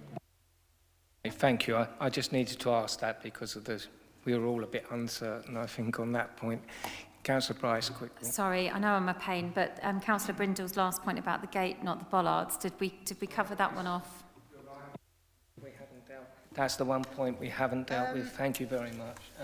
Yes, it was sort of covered in the urgent updates in some way. It's also been raised by KCC, who agree that Western Sol Road is not the place to encourage pedestrians. The actual detail of the emergency access are actually required by condition 16 of the outline permission, so it's something that has to be revisited in any event. And obviously we'll take on board what KCC have said and what the parish feel, but it obviously we'd expect a design that deters any access other than genuine emergency vehicular access for times when they need to access. And that will be determined as part of condition 16 rather than tonight, okay? But I do think, yes, do the committee share the view that's been put forward by the parish council and Councillor Bryce that this a gate would be a better solution? I think you need to take note of that when looking at the condition then. Okay, I think that's everything. Anyone else want to? Okay, in that case, is everyone clear on the slightly amended recommendation that's being put forward? Councillor Harwood, if you want to, you proposed 2 amendments and we got an informative as well. Yeah, I mean, essentially it's strengthening the urgent update, if you like, to ensure that there is no path within the ancient woodland buffer within the 15-metre area. They can be outside of that, but not within it.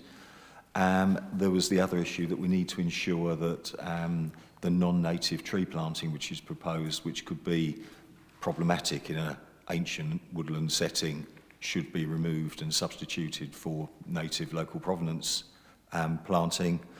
and then there is the informative around a discussion with the negotiation with the applicant on a potential amendment to the renewable element of this scheme, potentially substituting biomass for solar PV. That's clear, and I take it the seconder is in agreement with that. Yeah, I agree, just about the informative about the gate as well to be added.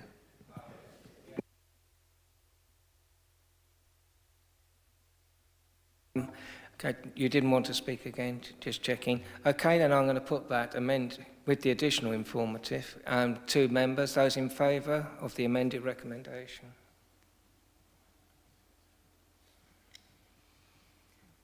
Those against? Any abstentions? Okay. At that point, we will take a 10-minute coffee break.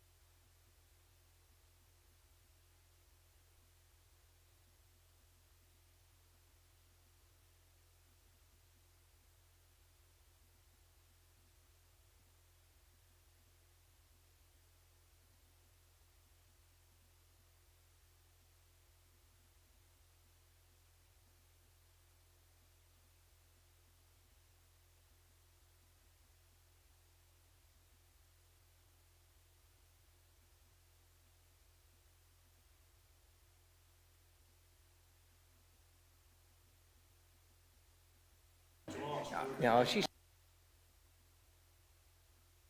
Ladies and gentlemen, sorry about that, got sidetracked by an important matter with nothing to do with this committee, but quite important nevertheless.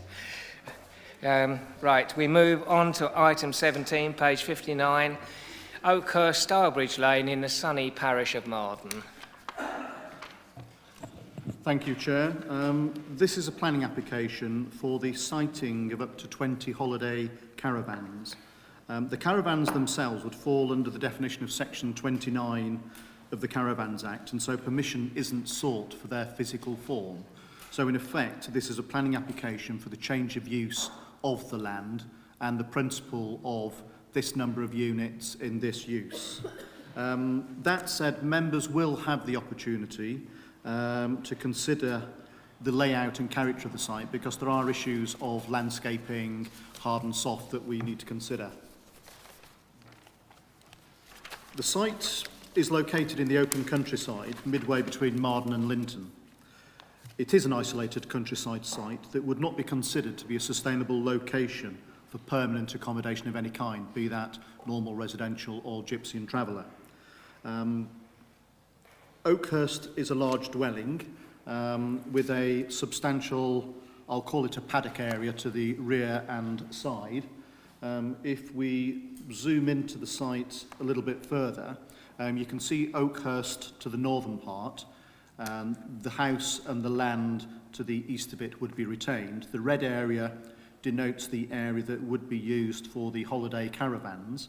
I've shown in yellow, fortunately because I don't have a pointer, an area of the site that is already used for touring caravans and camping. So there is already established the principle of the use of part of the site for holiday recreational use. And the large blob disappearing off the bottom right-hand corner denotes the ancient woodland that abuts the southeastern boundary of the site. There are residential neighbours. If I just go back one slide, if you look at the southwestern corner of the site, and you can see the lane running roughly north to south, there are residential properties beyond the southern boundary, whilst further to the northeast is a G&T site. You can see the cluster in the top right-hand corner. This is the indicative layout of the site. You can see that they're suggesting sort of two clusters of caravans spread through the land, with the existing house retained and a buffer to the ancient woodland to the southeast. Looking at the site itself, if I just go back, sorry, the site access is an existing access in the bottom left-hand corner of the site. This photograph is taken just stepping into the site from that access, looking north towards the retained house. You'll see that the site is open, but is well screened from Stylehurst Lane by a substantial hedge. And that hedge, whilst it has been regularly maintained, does provide a strong visual buffer between the site and the public highway. Spinning slightly further, so we're now looking northeast, you can see in the middle ground a fence running across the open land. I believe that fence denotes the position between the existing campsite and what I guess is garden or paddock beyond. Spinning round, the southern boundary between the site and the adjacent residential neighbours is marked by the hedge on the right-hand side. And again, you can see the rearward fence line of the camping site just in the distance by the large tree. The road itself is, as before, well screened from the site. You can just see, again, this photograph is taken close to the existing site entrance, and you can just see the chimney pot of the neighbouring house popping over the hedge beyond. So the houses are reasonably close, but there is a series of paddocks and spaces between the two, so there's no immediate private garden space adjoining the site. And again, this is looking from the site entrance northwards, again up towards the retained house. You can see that the hedge provides a robust visual buffer between the two. In terms of the principal issues, I guess we're grappling with two policy considerations. One is that the local plan is permissive towards rural enterprise and tourism, whilst it also seeks to protect the character and appearance of the countryside, and this application falls within those two principal considerations.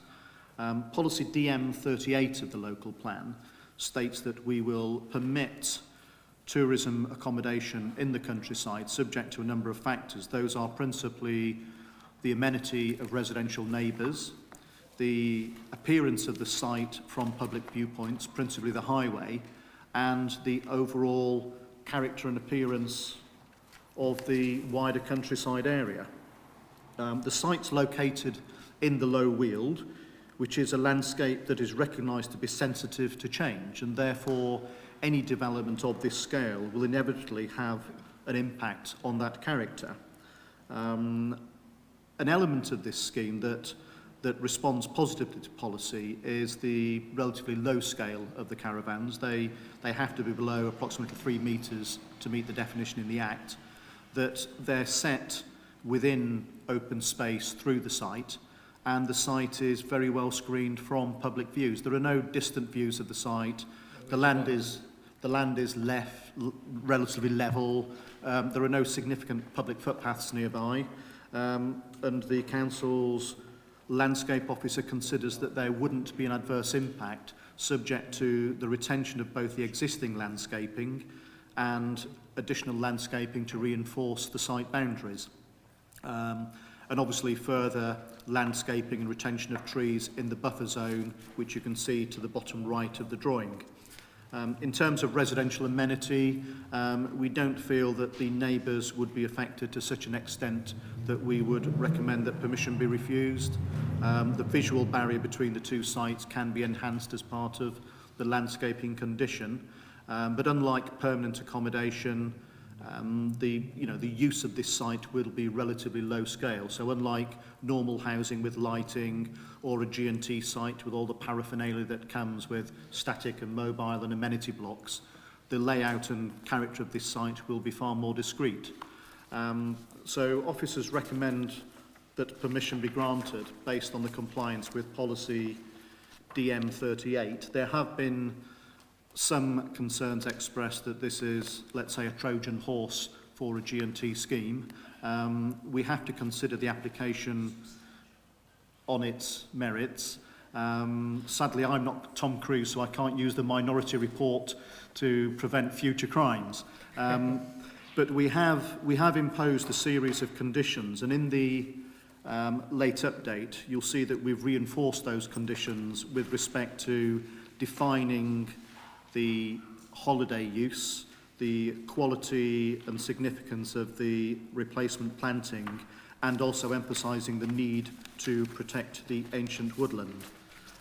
In addition to those late updates, I need to add one additional drawing that was missed off the approved drawing list, and I was asked if we would consider a condition that said that, notwithstanding the illustrative layout, no caravans will be sited in the approved areas of soft landscaping.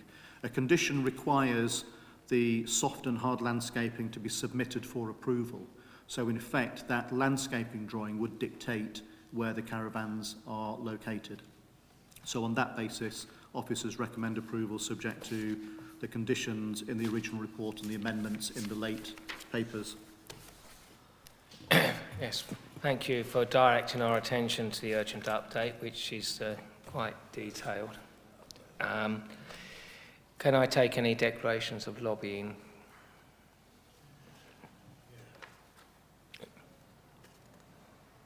It's about half of us. Well, slightly more than that, yeah. Okay, thank you. Right, Ms Whittaker, Ms Whittaker, an objector, please.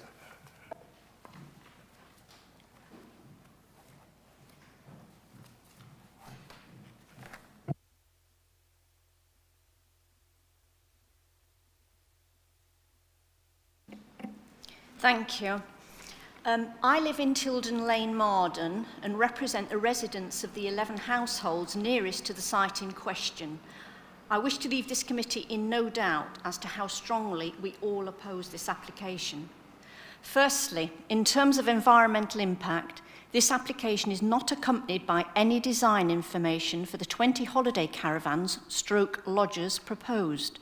It is therefore not possible to assess whether their design will maintain or enhance local distinctiveness or constitute high-quality design, which are key words in policy DM30 and stated as fundamental in the National Planning Policy Framework.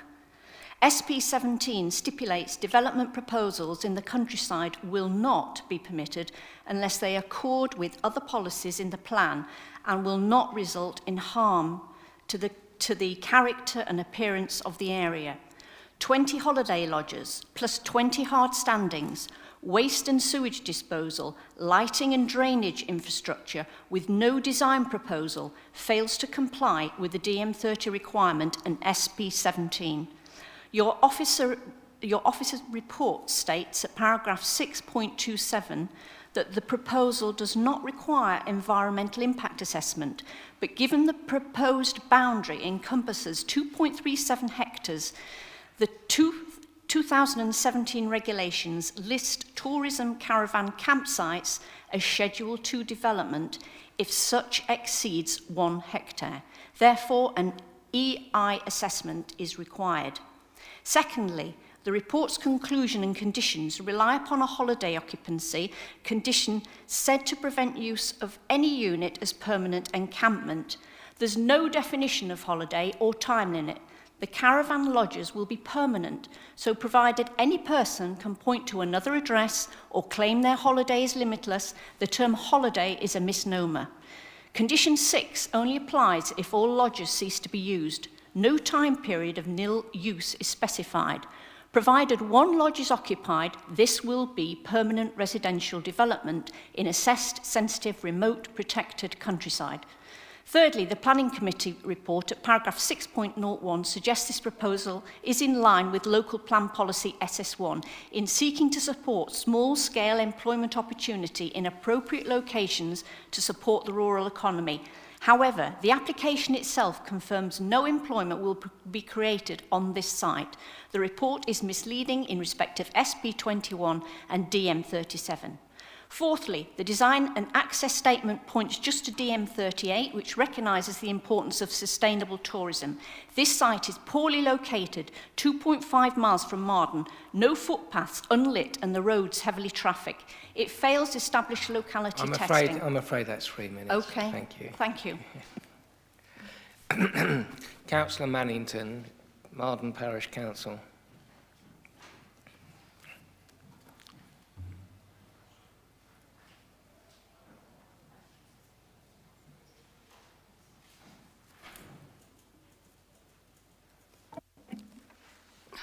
Good evening.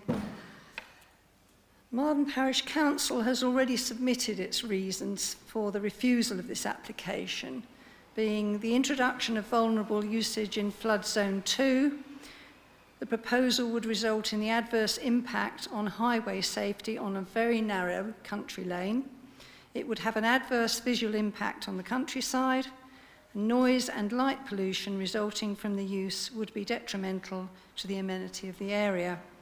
The Parish Council notes that in recommending approval of this application, the planning officer has at least taken on board the conditions which we put forward, should the application receive committee approval. However, the Parish Council remains of the opinion that this proposal is inappropriate in this area of the countryside and should be refused. Thank you. Thank you. Very to the point. Mr. Nichols for the applicant, please.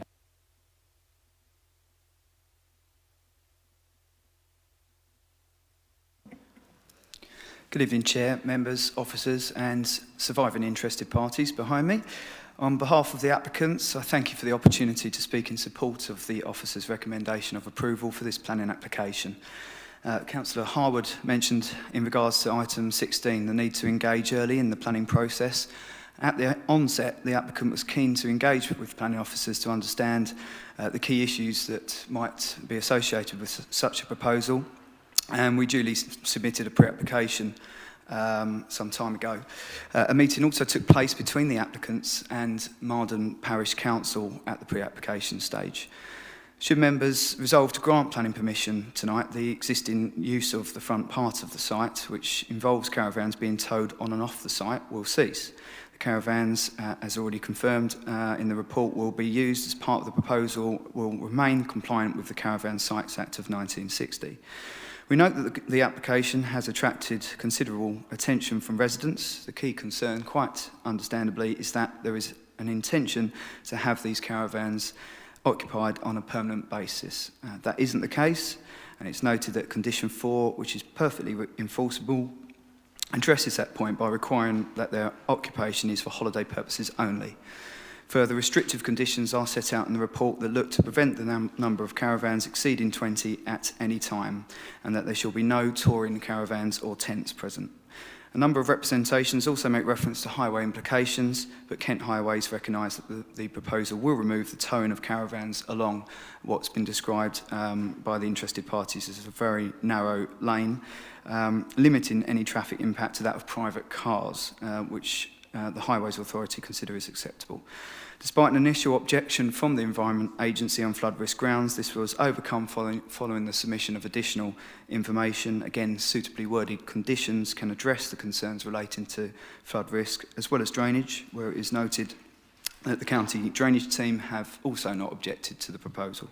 Further concern of the development is the visual impact, given the site is in the open countryside and adjoins ancient woodland to the east. However, an amended indicative site plan now shows retained trees and additional planting towards the eastern and marginally higher part of the application site, which includes the 15-metre planted buffer to protect the adjacent ancient woodland, as well as a retained hedgerow to the east along Stylebridge Lane and a new native hedgerow to be planted along the north. Relevant consultees in respect of biodiversity and agricultural land have also not objected to the proposed change of use, which will also provide for a small-scale employment opportunity in this area, as supported by policy. The framework encourages the use of conditions where otherwise unacceptable development could be made acceptable. On this occasion, whilst there is a comprehensive list of proposed conditions, including those in the update and verbally provided, the applicants consider that they are all reasonable and necessary and can be enforced against. As such, we would encourage members to concur with the officer's recommendation and accordingly grant planning permission. Thank you for listening. Councillor Burton, please.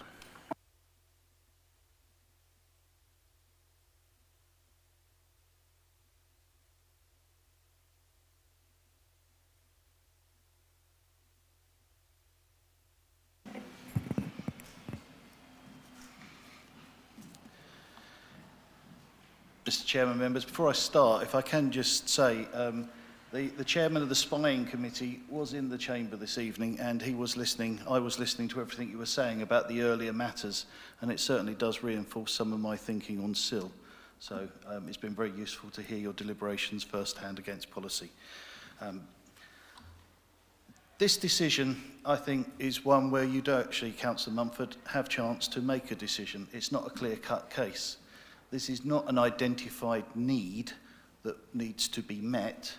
This is a want and a desire. I'm particularly, previous speakers have pointed out some of the more technical points that I think you do need to address and consider. But I would particularly like to dwell upon this point of sustainability. It was clearly stated, this is not a sustainable location. This is a single-track road.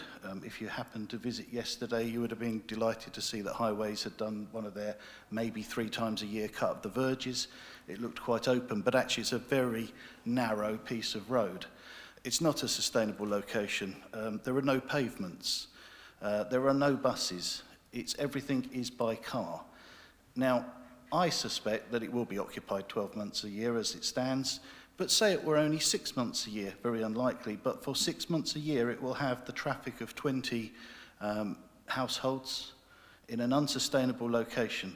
They can't go and get a pint of milk without getting in the car. They can't reasonably get to the local pub without getting in the car.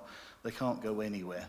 And any other form of application, sustainability would override this. The Highways point is reiterated.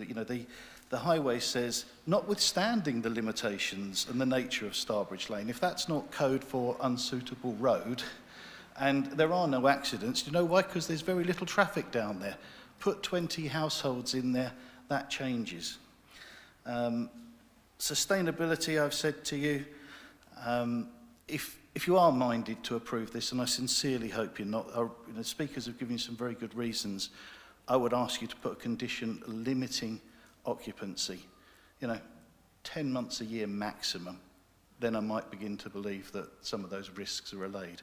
But even if it was 10 months occupancy, it's 10 months of unsustainable occupancy in an unsustainable location, glimpsing views. I'm sure upright citizens, you've never sat in the Bull beer garden at Linton and looked down upon that view.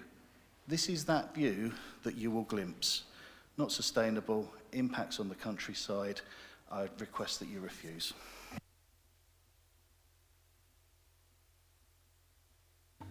I don't think we got a local member, so Councillor Mumford.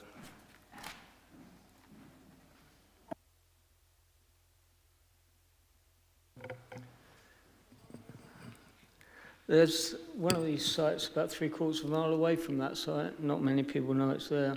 All my concerns were the concerns of the people in this room that have come to watch. When that site went in, we did have the design of the caravan. We did have a layout. On this one, I'm very concerned that the amended Condition 4 does not do what it's designed to do. I'm not a wordsmith, but I can look at a situation where somebody goes in there, gives an address, probably their parents, auntie or whatever, and as their permanent residents, and they stay there 12 months of the year. So I do see that that condition does not do what it's designed to do. I've heard Councillor Burton's suggestion that it has a close period. That would work. I'm going to leave it there, but I would like to see, so I'm probably looking at deferral. I would like to see a layout of how that is going to affect the ancient woodland, a layout and also a design of these holiday lets before I can make a decision. On the point you just raised specifically, I will come in now. I actually own a holiday caravan at New Beach in Folkestone and Hythe, where this condition does exist, but where these conditions are in place, it is normal to actually, whether it's in the condition or how the condition is applied, to actually require evidence that is council tax bill, utility bill, things that actually evidence where people actually live rather than they just say where they live. So actual physical demonstrable evidence. Secondly, most of these parks I'm aware of, they don't necessarily have very long closure periods, but I think 4 weeks out of the year is in some cases, but they do have closure periods.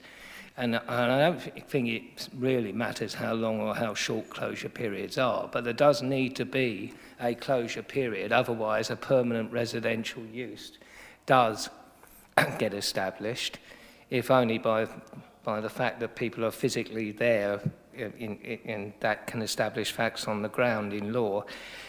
It's actually quite a lot easier to go onto a caravan site in the closure period and to establish whether it's closed or not than to actually check individual people's addresses. It is actually much easier to do. So I think that if we were going to grant consent, then these conditions should be amended, and if we are going to defer, consideration to amending that condition should be part of that deferral consideration. So that's why I'm raising these issues at this point. Councillor Mumford, you can come back as you had proposed. The reason I'm asking for a deferral, how can you determine the impact on the open countryside if you don't know what's going to be put there? That is my point. And then we can start looking at SP17. Yes, and I will come to you in a moment, Councillor Bryce. I think that although we've had an indicative, that's not before us, and I think that, as you say, potentially the issues here for refusal would be around landscape and visual amenity. I'm sorry, I'm discounting the highways. We know where we are with highways and KCC, but visual amenity. And how can you assess the impact on visual amenity when we don't have a visual representation of what these caravan stroke lodges will look like? So I'm minded to say that we need that before we can make a decision. Councillor Bryce, you indicated at the beginning. Thank you, Chair. I'd be minded to refuse. To be honest, I think there's just too many issues for concern here. I think this council, you may put a condition in, but I don't think this council will find that enforceable. Based on the experiences I've had with the enforcement team, I just don't think it will take place. I'd be very worried about permanent occupancy. I know this area incredibly well. There are no accidents on this road, as Councillor Burson says, because nobody goes down it. There's an accident, and a very serious accident, and there have been fatalities, very sadly, on the junction that this road feeds out to, just, a little bit down the road. And the idea that we're going to have, if they are going to be holiday makers, wandering around trying to get down that road to the pub and walk to the pub and back, which is their nearest amenity, scares me. In the dark, I mean, literally, yesterday, there was a car on its side on the ditch that somebody be walking to and from this caravan park to get to either the bus stop or the pub. I mean, there have been, it's the accident hotspot. There have been so many fatalities, councillors, I'm not exaggerating, about 5 or 6 in the last couple of years. It's a really dangerous place to be driving, let alone walking. So in terms of sustainability, I think Councillor Burton is spot on. In terms of visual impact, environmental assessment, none of that is before us. So that really concerns me. As I drive down the hill, Linton Hill, which I do on a daily basis at night, the caravan parks are lit up. They're highly visible with the lighting, and yet we have none of that before us to understand what people will be doing. And of course, it's a caravan park. They'll want to be outside, enjoying the outside space. They'll want to have lights out there. So, and we're not talking about the 5 or 6 that are currently down Starbridge Lane. We're talking about 25 in a very... So I'm going on and on. I would move for refusal. Members, I hear what's being said, and sustainability is an argument that may or may not be applicable. But please, highway safety, highways, come on. We know what Kent Highways have not supported that. If we use that as an argument for refusal, that's an automatically lost appeal on that ground. We may still win, we may still be able to sustain a refusal, but I'm not saying that, that I disagree with anything you said. I just think that it's hard to tell what the impact is without seeing what these buildings, for want of a better term, look like. And yes, we can ask for the lighting scheme to come before us as well. So we can actually, and I do feel personally that we would be better informed if we had that information before us, whatever decision we make. That is just my personal view. Councillor Wilby. Yeah, I think from the sounds of it, we're getting to a point that we are going to defer. I'd like to second Councillor Mumford and add the point that the officer alluded to DM38 about the increased employment, but from what I can see, this will create no extra jobs. So unless there's any actual figures to go over that. Also, huge concerns over how close this is to another piece of ancient woodland, which you can say that we can have a real sensitive lighting schemes and so on, but it will have an impact that I think we need to look at more in depth. So on that ground, I'd like to move second Councillor Mumford for deferral on those grounds. an environmental impact. Yeah. Councillor Harwood, and then I'm going to take a vote on defer. Sorry, Councillor Spooner, I didn't see you there. I'll add you to. Right, thank you, Chairman.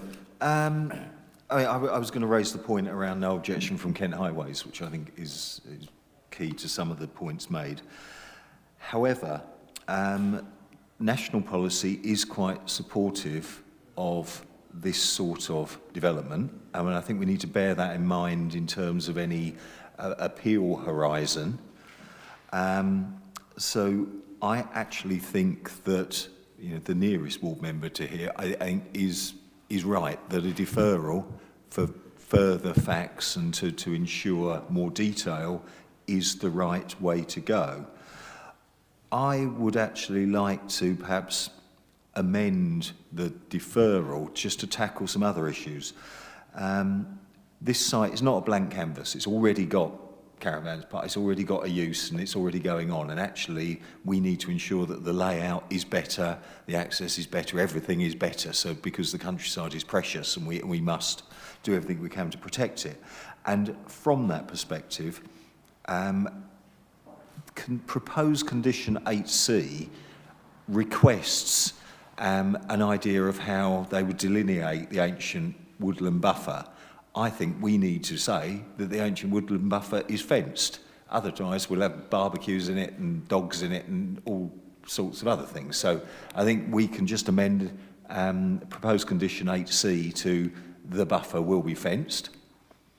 I also actually think that if we can get the proposed buffer perhaps up on the screen, I don't think it provides the enclosure that this landscape demands. And what I suggest is, you know, this hatched area, it should be continued so it tapers down, so it takes in both of the oaks which are proposed there. So instead of it being a lump next to the ancient woodland, it actually it encloses the proposed development more. So essentially it's tapering down to a point perhaps just beyond the oak that's nearest to Starbridge Lane. So I think that we can argue the case for for landscape protection. We should do that. And that also links into the ecological point, because what you'll find is that the European protected species, the likes of the great crested newts and so on, they're within the woodland because they forage mainly in woodland, but they need to get to the ponds and ditch system which runs along Starbridge Lane. If we do taper that kind of scrub zone, that buffer along, it actually provides a safer kind of network for nature to allow the wildlife to get from the wood through the edge of this site, which will be more built up and there will be people and animals and so on around in it, and then get onto the ditch network. So I think that's another argument in its favour. So if the mover and seconder are happy to move that amendment, that we negotiate a fenced buffer and we look to taper the buffer towards Starbridge Lane to take in all of the oak trees, I'll be very happy. The other final point is, you'd see from the images, that hedge along Starbridge Lane is a traditional Wealden hedge with oak tree standards in it and is very, very attractive. I'm a bit concerned that if we just go for a native hedge along that northern boundary, that we'll get, you know, it will just get flailed down to stumps every few years and we will not really get the screening that was suggested in long views from Linton Hill and so on that were identified earlier on. So I suggest that we should condition that the proposed native hedgerow also features hedgerow trees at certain intervals, probably reflecting the pattern of the hedge on the road frontage. And I think that starts to restore the Kentish landscape. So therefore, we're the low wheelwood landscape, in that we're getting some commercial use, we're getting a diversification, but the quid pro quo is we're getting some landscape enhancement and some net gain for biodiversity in line with what government demands. Okay, Councillor Harwood, and I'm going to take the two speakers I've got left and try and wrap it up. Councillor Spooner. Thank you, Mr. Chairman. I feel very uneasy and unhappy about this application. I can see that the issues to be balanced. It's rural diversification, it's creating jobs in the countryside versus protection of the countryside. And I think it's a very fine balance. But what determines it for me is the sustainability of this site, its location. It's in the middle of nowhere. It is going to be massively car dependent, and it is also going to be, I don't know, to put it as bluntly as possible, a blot on the landscape. So what people are coming to Kent to see, the beautiful countryside, you know, is going to be spoilt by another caravan site. We may have one is fine, okay, but what happens if we have other applications come in? I know we can't look at other applications, we can't consider those, but this sort of proposal could compromise other sites coming forward, and that is what concerns me. Where do we say no? I can't find anything in our local plan, unless I've missed it somewhere, relating specifically to sustainable development. There's sustainable design, but I can't find anything about sustainable development. But if you look at the latest version of the National Planning Guidance, or the National Planning Policy Framework, there was a lot in there about sustainability. Reducing the need to the use of the private car to combat climate change and global warming, and I just don't see how this site is sustainable. Ideally, I'd like to see it refused, but off the top of my head, I cannot think of any reason for refusal, but I'm sure they could be derived from the policies in the National Planning Policy Framework. Councillor Burton, and then I will move to close. Thank you, Chairman. Minded to support the deferral. As the other Councillor Burton will know, I am quite familiar with the view from just outside the Bull, so I'd quite like to see that protected personally. If we can get some details as to how that might happen, then I'd be more than happy to see those come forward at a later date.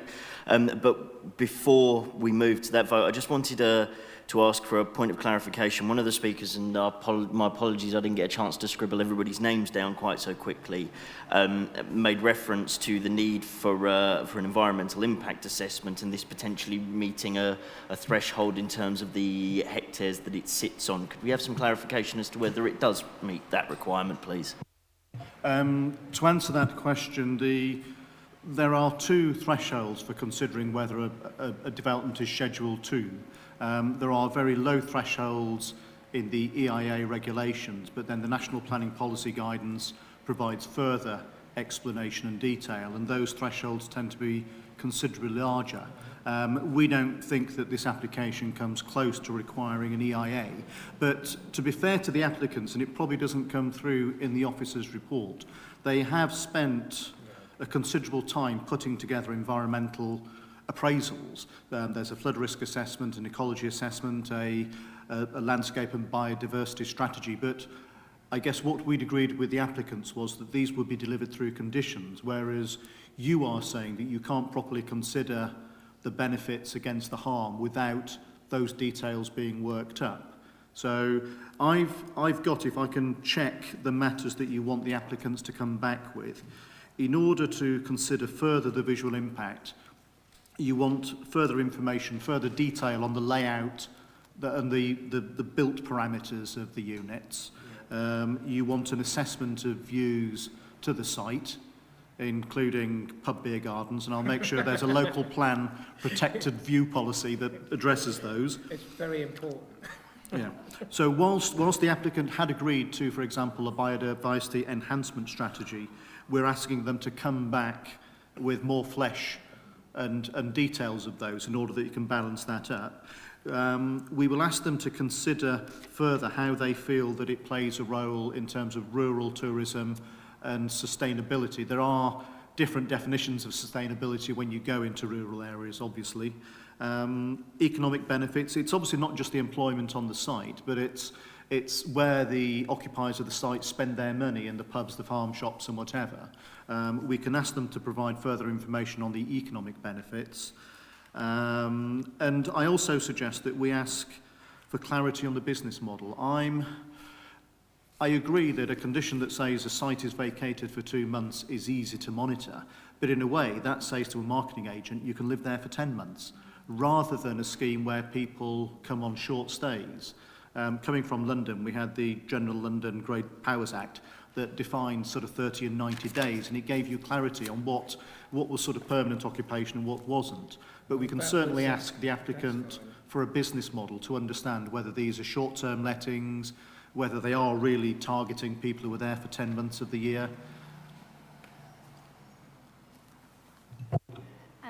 And I think lighting scheme, details around the lighting scheme, is that what you're going to say, Councillor Round? And also if they've got an existing letting business without, you know, being too intrusive, what's the length of tenure at the moment? What's the length of stay? Because if they're expanding an existing site, then surely we know kind of what's the profile already. Yes, I suspect because it's camping and touring caravans, it's advertised on the Caravan Club website, it's going to be pretty short stays. But we can certainly get clarity on the model for occupation. Lodges tend to be a bit longer. Yeah. They do. But Councillor Bryce took the words out of mine. I'm not wedded to the closure. I just want a bit more clarity on how we make it shorter stay. Councillor Mumford. Because this is my motion, I think it's forgot the actual design of the caravan. Didn't mention it. Yes, Chair. At the moment, the proposal is that the caravans are provided under the Caravans Act, and there are definitions in terms of length and width and height, and the fact that they are transportable. That means that we have no planning controls over them, unfortunately. And they could show us some examples. Yes, but, well, we can ask the applicant to provide clarity on the design parameters. They did submit illustrative drawings of a typical sort of holiday lodge, but we can ask that there are further parameters that help you understand the design, firstly in terms of the scale and visual impact, but also in terms of the character of the site as a whole. So we can ask that further information is provided on that. Okay, I think that's everything. I think that's everything. Sorry. Have you, Councillor Harwood, your particular comment needed to be added, I think? Yeah, I've drawn a picture, but but I think we should specifically state that the hedgerow proposal on the northern boundary should incorporate hedgerow trees because it reflects our landscape character assessment guidance for the low weald. I also think that we get the net gain for biodiversity and we better enclose the site if we extend the buffer towards Starbridge Lane, and we therefore provide a link into the local wetland network. So anyway, perhaps take them from the picture, but it's everything I waxed lyrical about. Yes, as you say, a picture, including the fencing, is worth 1,000 words. Right, everyone clear now? Right, those in favour of the much amended motion to defer, please indicate.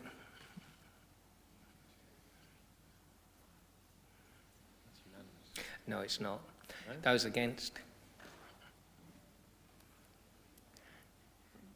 Abstentions? Right, thank you very much. Sorry, there's still quite a lot of time and effort to be on this one, but hopefully we will be much better informed. We move on to appeal decisions, which are definitely a mixed bag at best.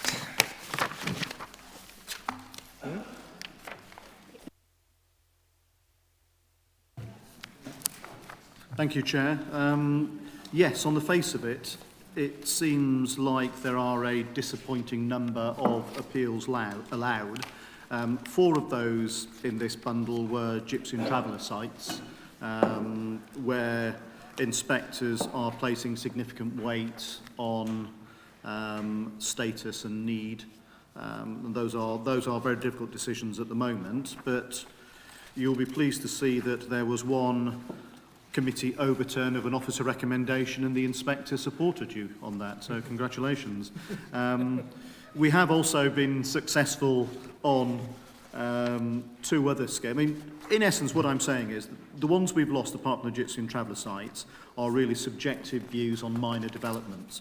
We have been successful on the scheme adjacent to the AOMB. We've been successful in resisting a new dwelling. The dwelling that we lost in Poplar Grove, Maidstone, we refused a scheme.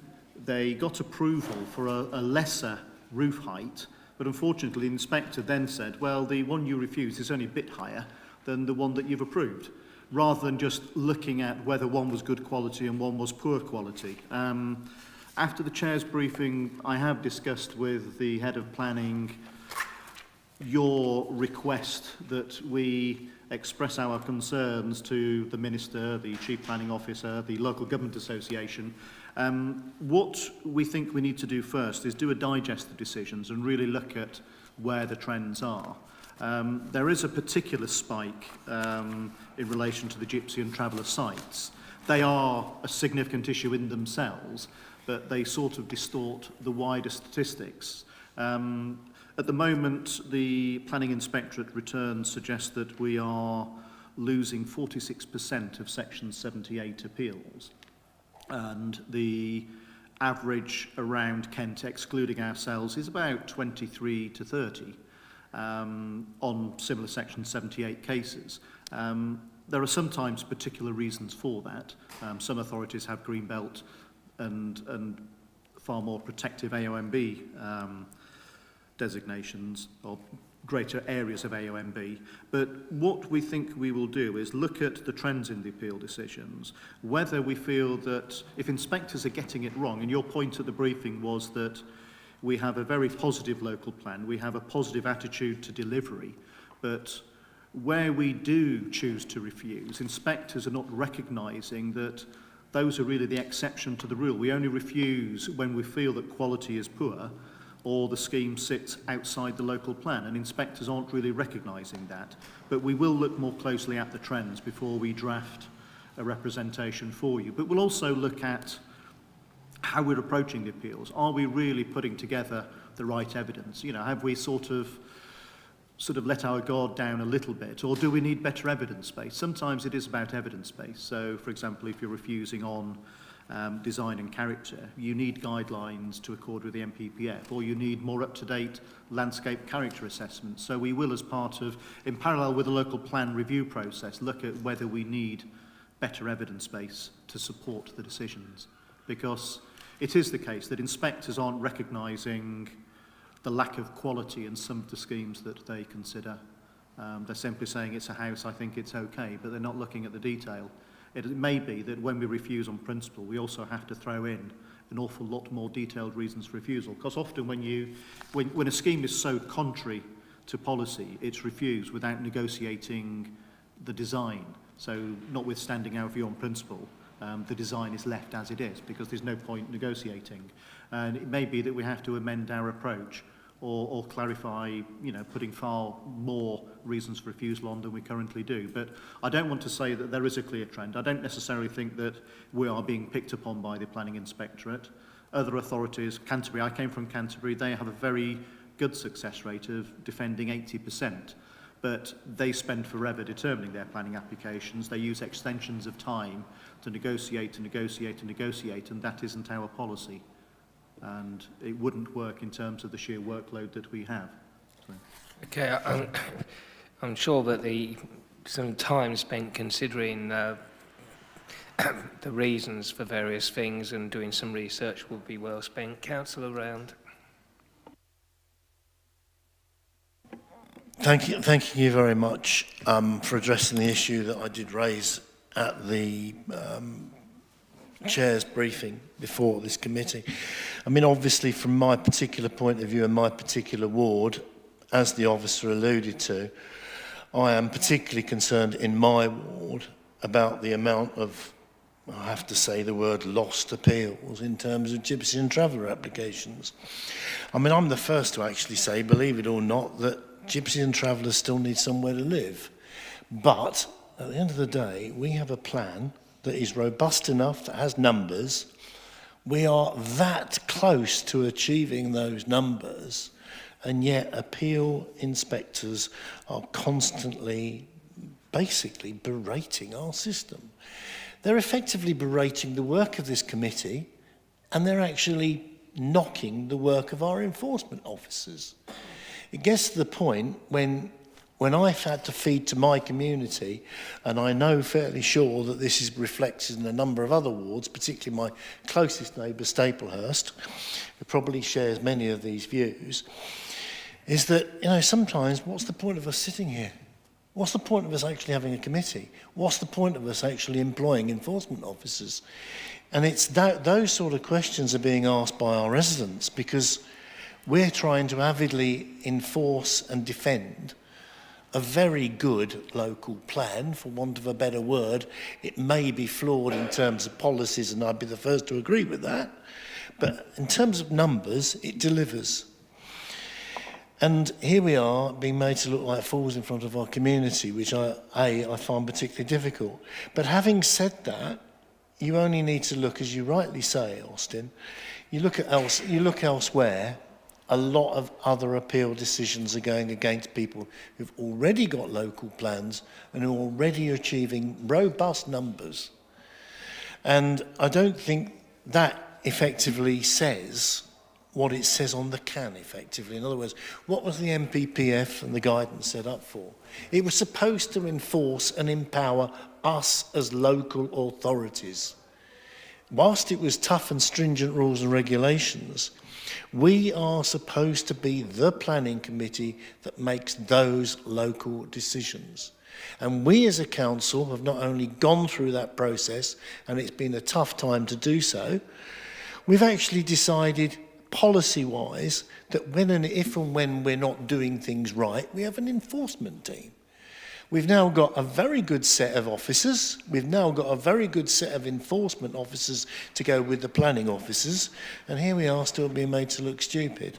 Quite frankly, that's the way I feel. But I thank you very much for your time and attention to this matter. I'm fairly sure that some people may also have some other contributions to make on it. But I feel that we must make some effort, as we've already discussed, in terms of the ministerial question, an MP's question, the LGA. I just feel that we ought to open it a bit more to debate, because I know I feel passionate about it. But having said that, you know, it's not just the G&Ts in Headcorn I worry about, because ultimately these decisions reflect on many other wards throughout the borough. And indeed, it's not just G&Ts, it's actually our housing supply, which we are actually delivering pretty well. I don't have a massive debate on this, because obviously Austin said we're going to have a prepared report, and when we can have a more informed discussion. But I will take the people who've already indicated. Councillor Harwood. Thank you, Chairman. When it comes to gypsy and traveller appeals, the elephant in the room is the virtual absence of public affordable sites. If you go to all of the other Kent districts and you look at the quality and the size of their public gypsy sites, and then you compare them to us. I was at Water Lane on Wednesday. I saw James Bailey down there, actually. I was down at the Water Lane site. The overcrowding that's in there, the quality of that site, it does not reflect well on us as a local authority. And until we get our act together on good, well-appointed, high-quality, public, affordable gypsy and traveller sites, we will continue to shortchange the gypsy and traveller community and the settled community. And I'm fed up with it. Councillor Round is fed up with it. Others are fed up with it. We bang on about it, but nothing happens policy-wise. Nothing happens in terms of housing and delivery. And I suggest the only way we're going to tackle this is to bring back the old local plans group. In the 1993 local plan and the 2000 local plan, councillors forensically went through local plans line by line. They set the direction of policy. They went into such detail on individual allocations that we actually kept the punters happy. And the 93 and the 2000 local plans got through inquiries pretty much unscathed, and they didn't upset local residents. I don't think it is sustainable for the Strategic Planning Committee to have the time, with all of the other calls on its on its very short meetings to have that forensic oversight of local plans. And I suggest that we, as a planning committee, we put together a reference requesting that the local plans group is resurrected so that we, the planning committee, who use it most of all, can have some of our number actually able to scrutinise and hopefully set some of the direction for our policies going forward with the local plan review. You are, of course, at liberty to place that on a future agenda, but we can't make a reference tonight as it's not actually on the agenda. Well, in that case, I'll do that then. Yes. But I take your point. Councillor Bryson, you get the last word. I think what I see from this is that actually when we're considering reasons for refusal around traveller applications in particular, because of where they're situated, we're often arguing about landscape harm. And what I've seen is I think there's only one application in my area that has actually stood up at appeal on those grounds, where an appeal inspector has said it would cause, significant landscape harm to, a very attractive country lane. And actually, I think we're arguing that and often refusing them on those grounds. But actually, it seems to me that the need for that community is the main consideration for the inspector. And so that's, I think, what we're seeing reflected. I'm not sure that I completely agree with Tony's point, Councillor Harwood's point, because I think that's why you've got the committee system. I do worry, and I think this has come up before, that there's not enough meat on the bones for our traveller community in our local plan. And I do wonder about some outreach here to talk to, the folks who continually bring applications through and the people that represent them, to talk about, policies on day room sizes and be collaborative and consultative to get the right things in here.